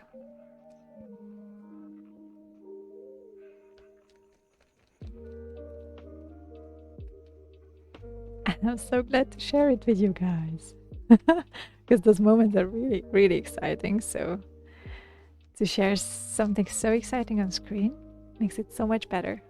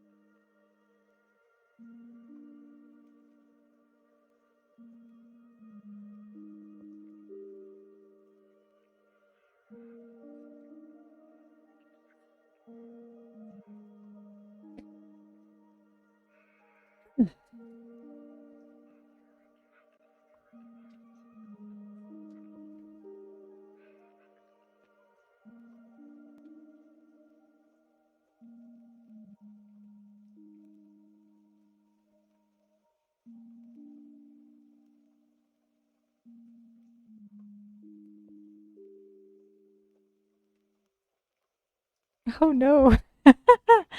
It just splits at you. It just goes all over the place. So before on the spoon, it's already firm plastic. Good. Good to know.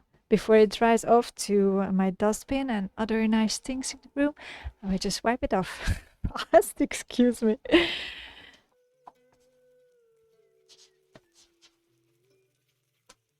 Good. Off.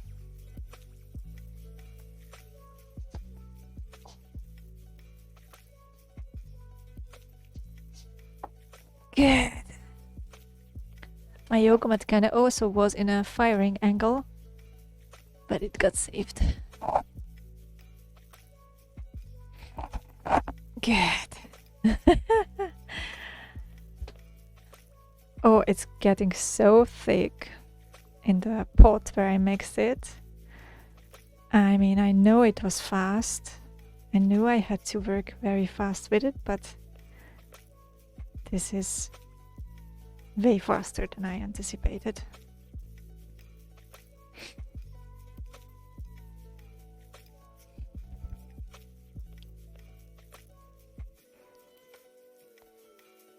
It's kind of like you make the mixture, but it's getting thicker after mixing it. So it's good to keep that in mind, that the consistency will change with time when working with it. Okay, this poor star. Good.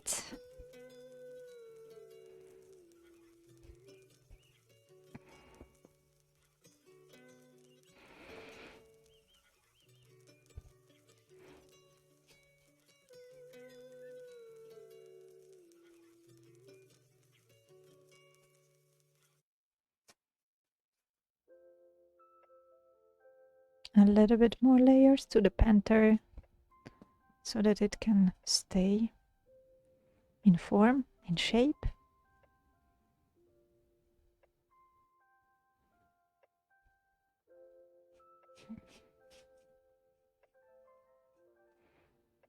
Okay, looking good. And a spiral, of course. And the bird. Good.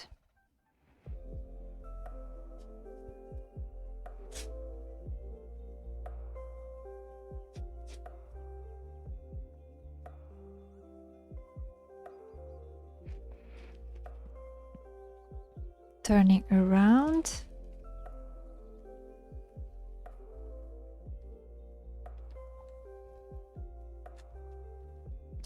And at the end, it has to keep itself.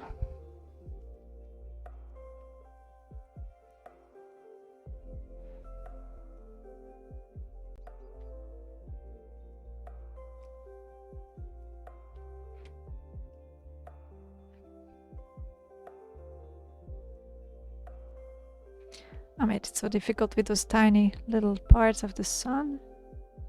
But maybe I can still work with it afterwards. That it dried. Let's see.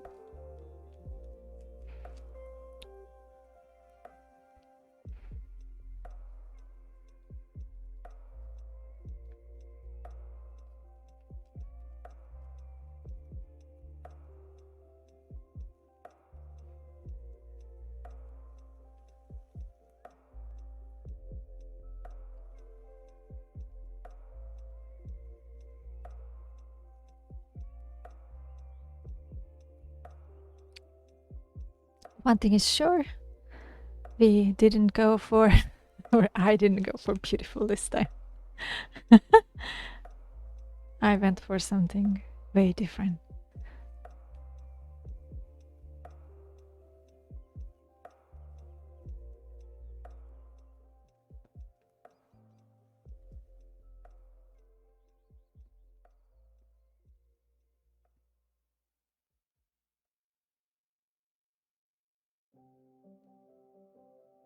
Okay.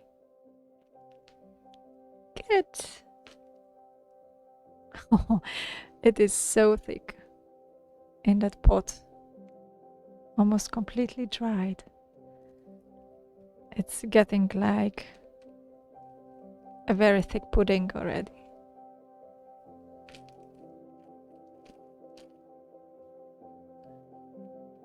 It's a good thing to know for the next time, though.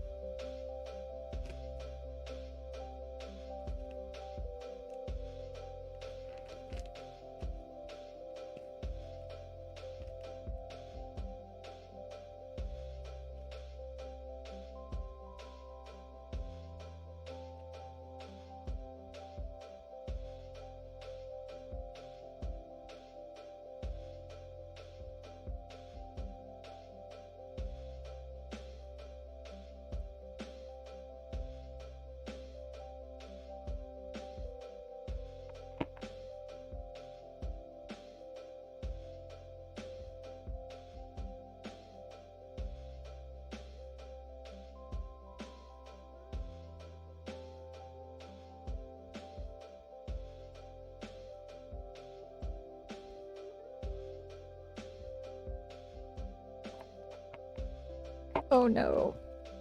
My time might be up. It feels almost like a competition. A race with time. Let me see what if I... Oh no. This totally... Now it is totally firm hard here. Okay. Let me see if I can do anything with it still. Oh, with a small spoon.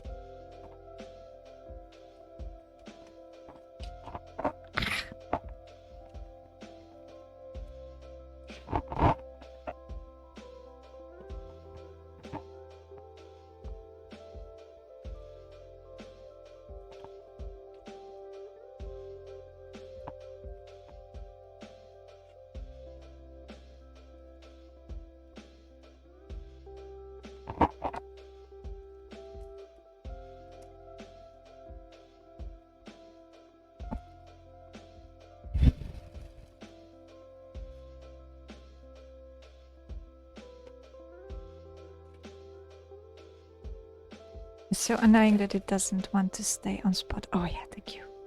Okay, so now finally I can steer this up a little.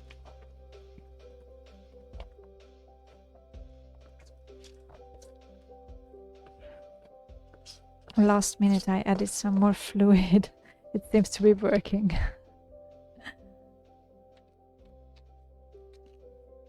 Okay, so that's a big lesson for the future. Acrylic one gets much thicker while using it. Oh yeah.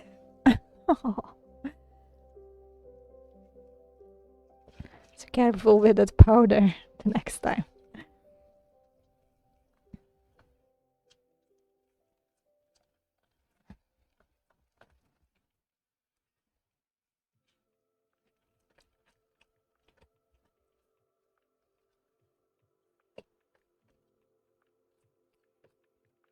Looking better. Good.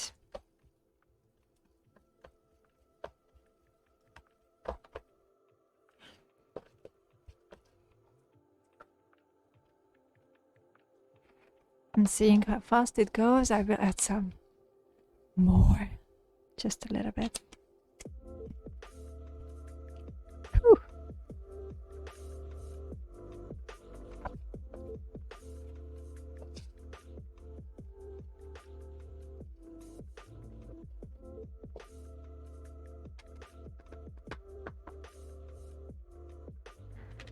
Yes, we can go further.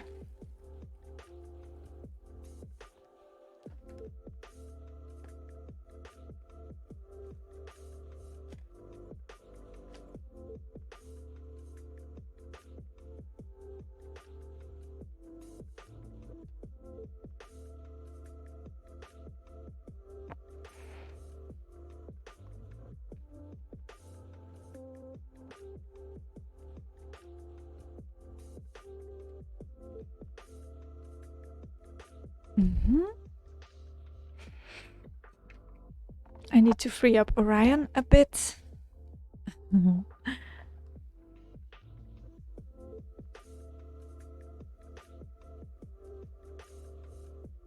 Make those holes a bit more visible. If I can find them, of course.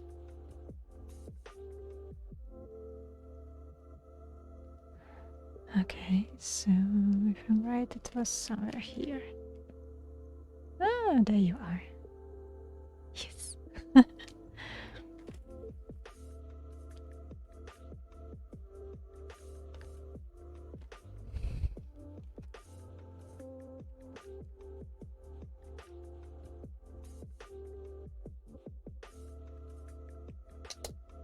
Good. Oh no, it's hard again. Guys, it's really thickening by the second. So it really feels like I'm up against seconds here.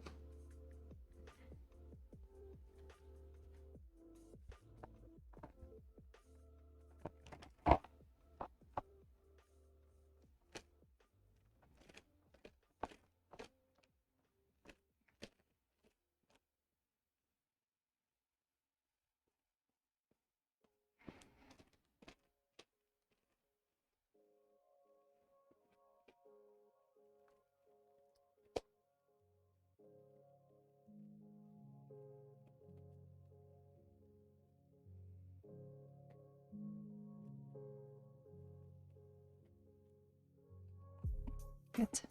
A little bit more liquid. Oh, and it's so much. Listen to me and never ever mix up so much acrylic one at one go, because you won't be able to use it before it gets dry.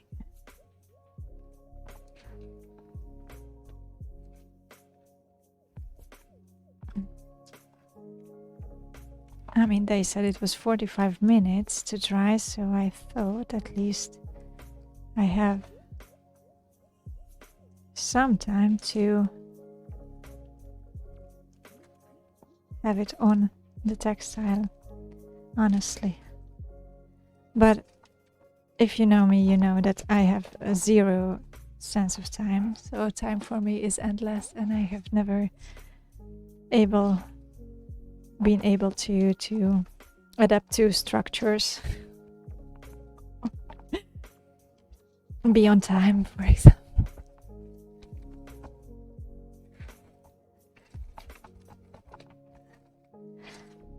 So it might have been already that much time since I started. And for me, time just flows away. And I kind of stay at the same space. Space. Good. Ah, it's a bit more liquid. Hallelujah. Yes. Let's go with you.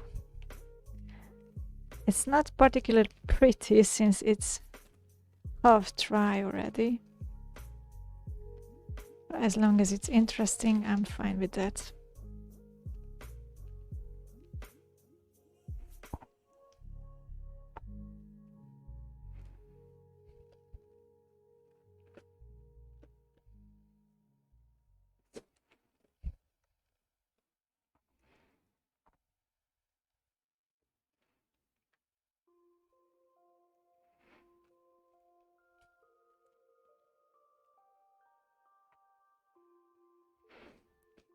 Ever seen anyone making a mess on Twitch? What is that for a sign, Virangel?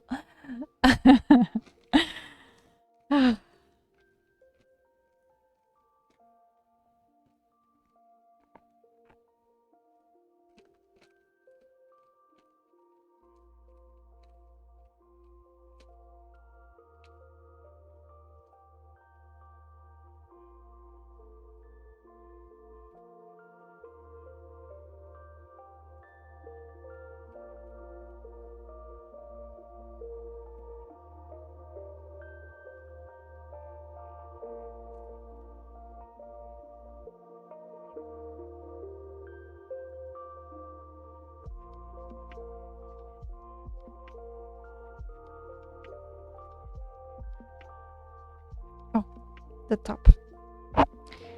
Okay.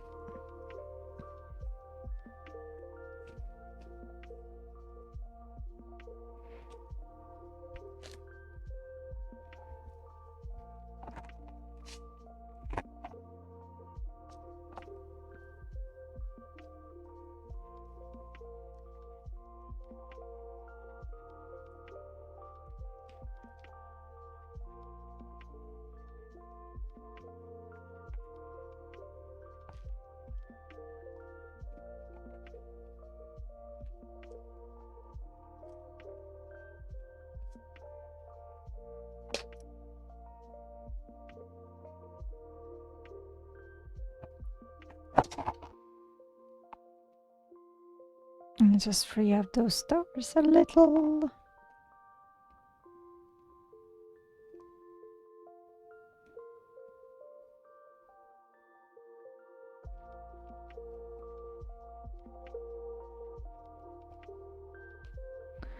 And those sun rays.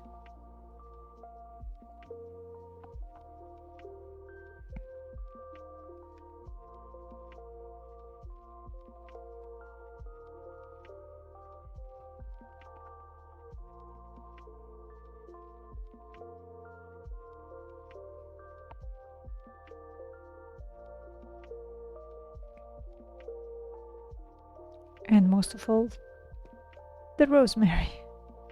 Because it's almost nothing visible from it anymore.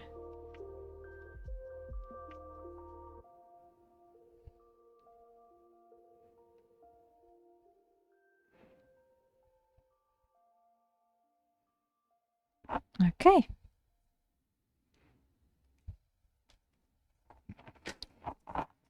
And I really don't want the rest of the acrylic one to go bad. Go to waste. Oh no! Guys, it's totally firm right now. I will just put this other project in front of me, which is an old one, and try to figure out a way to still make that something. The spoon is totally bent. Good God.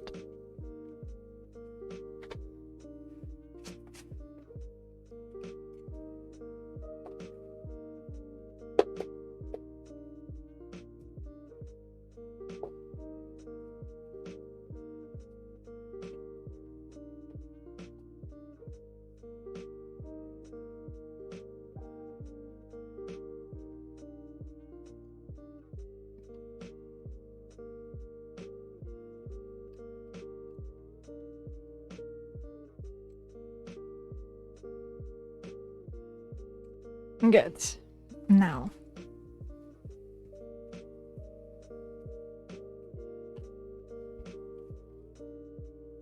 What I'm gonna do is I'm gonna try to seal off the remaining parts of the wood here. Because this is something, this is an artwork that I wanted to use in the garden.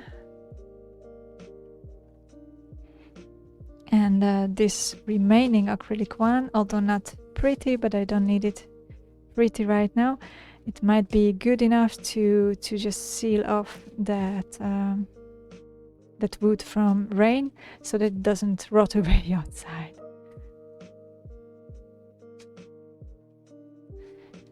So it's kind of practical use. I thought it would have been a bit easier to use that, but we go with the flow.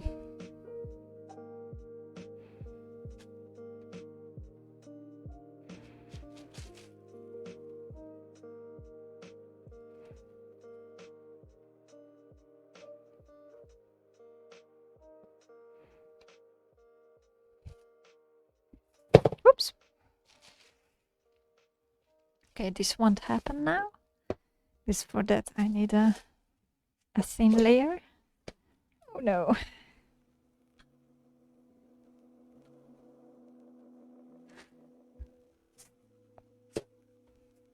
I really don't know how it was before. No idea. It's a mess anyway.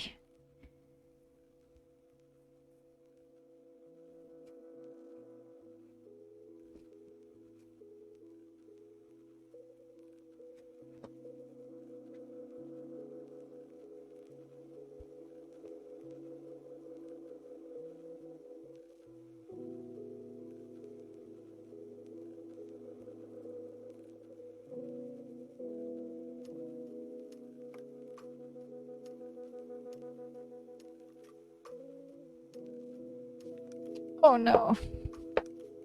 That is completely dry. I don't think I can loosen it up anymore. Enough on the bag. Has the beer angle. Look, I can't put any more because the acrylic one completely dried off. So I just don't have anything to work with anymore. And I don't think it was that much time actually, but yeah, that's about it. It's a pity. There's been a lot of material going to waste, which I hate.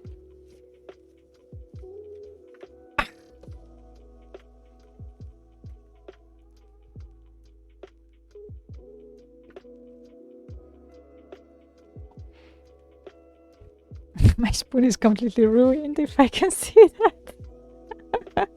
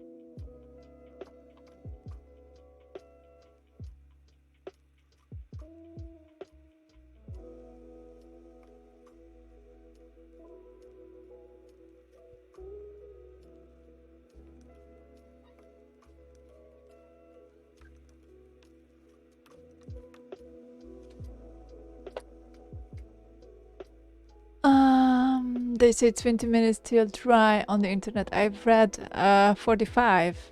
And after 1 hour you can process it further. Yeah, so 20 minutes. It is approximately what I had, but I had to mix it up in batches because I had no idea it would dry this fast.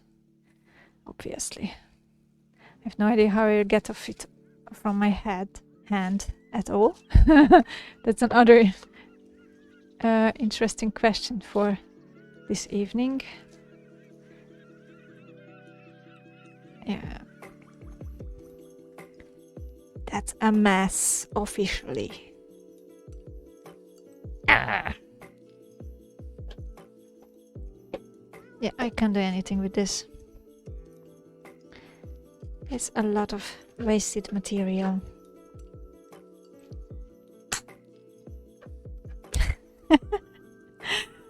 All right.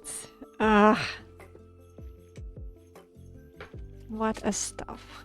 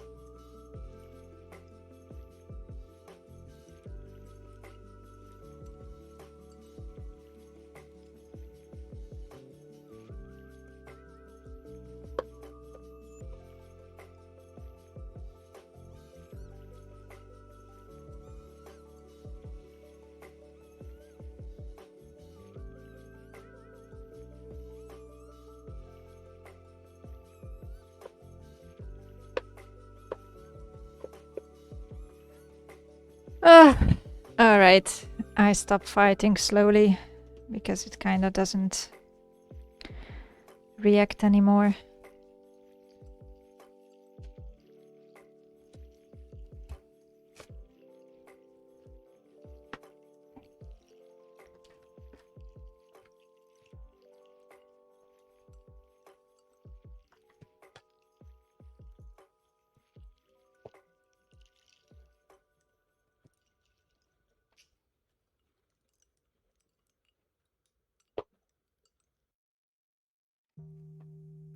All right.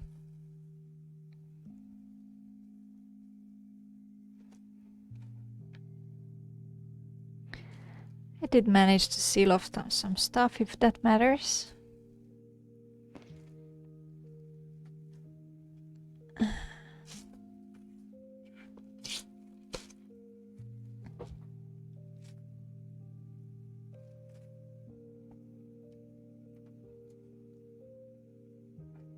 Now, let's see. Okay.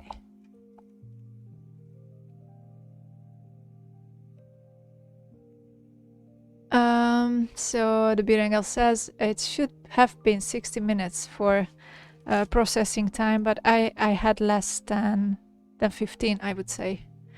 And A1 acryl horse white pot. Yeah, that's it. That's the one I've used. And if added, it's 60 minutes, but without it's 20 minutes. But I did use the...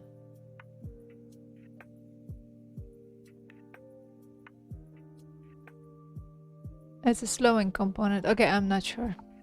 I'm not sure it's just the liquid, LP1. LP01 liquid. Okay, but it was an experience. It's not much, not so much that went to waste, and I still can use it in another art project with when I want to work with white surfaces anyway, so I won't throw it away. I will build some rock out of it or something. I will figure it out. Good. I think I'm messy enough. need to try to get this plastic off my fingers. So if you don't mind, guys, I will close down for today and go further another time soon, because I do have a deadline with this, which is the 15th. So I still have a few days to work on this. Let's see how we go further. It is kind of hard already, so the back hardened enough to hold itself up, and I will see if I put another layer inside and on the bottom to keep it in this shape and to keep the symbols nice. I think I still will have a match with, like, still we have opportunity to cut out those pieces which are not nicely stuck, which are not completely visible. Let's see how. Let's see how can we advance with this project. Okay, it has been very exciting, and the Beringel is starting a raid in the meantime, because I can't really touch anything.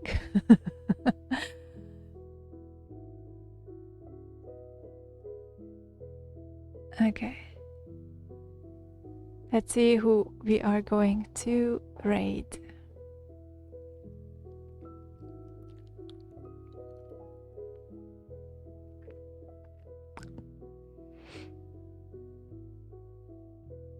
Oh, I'd like to rate some art.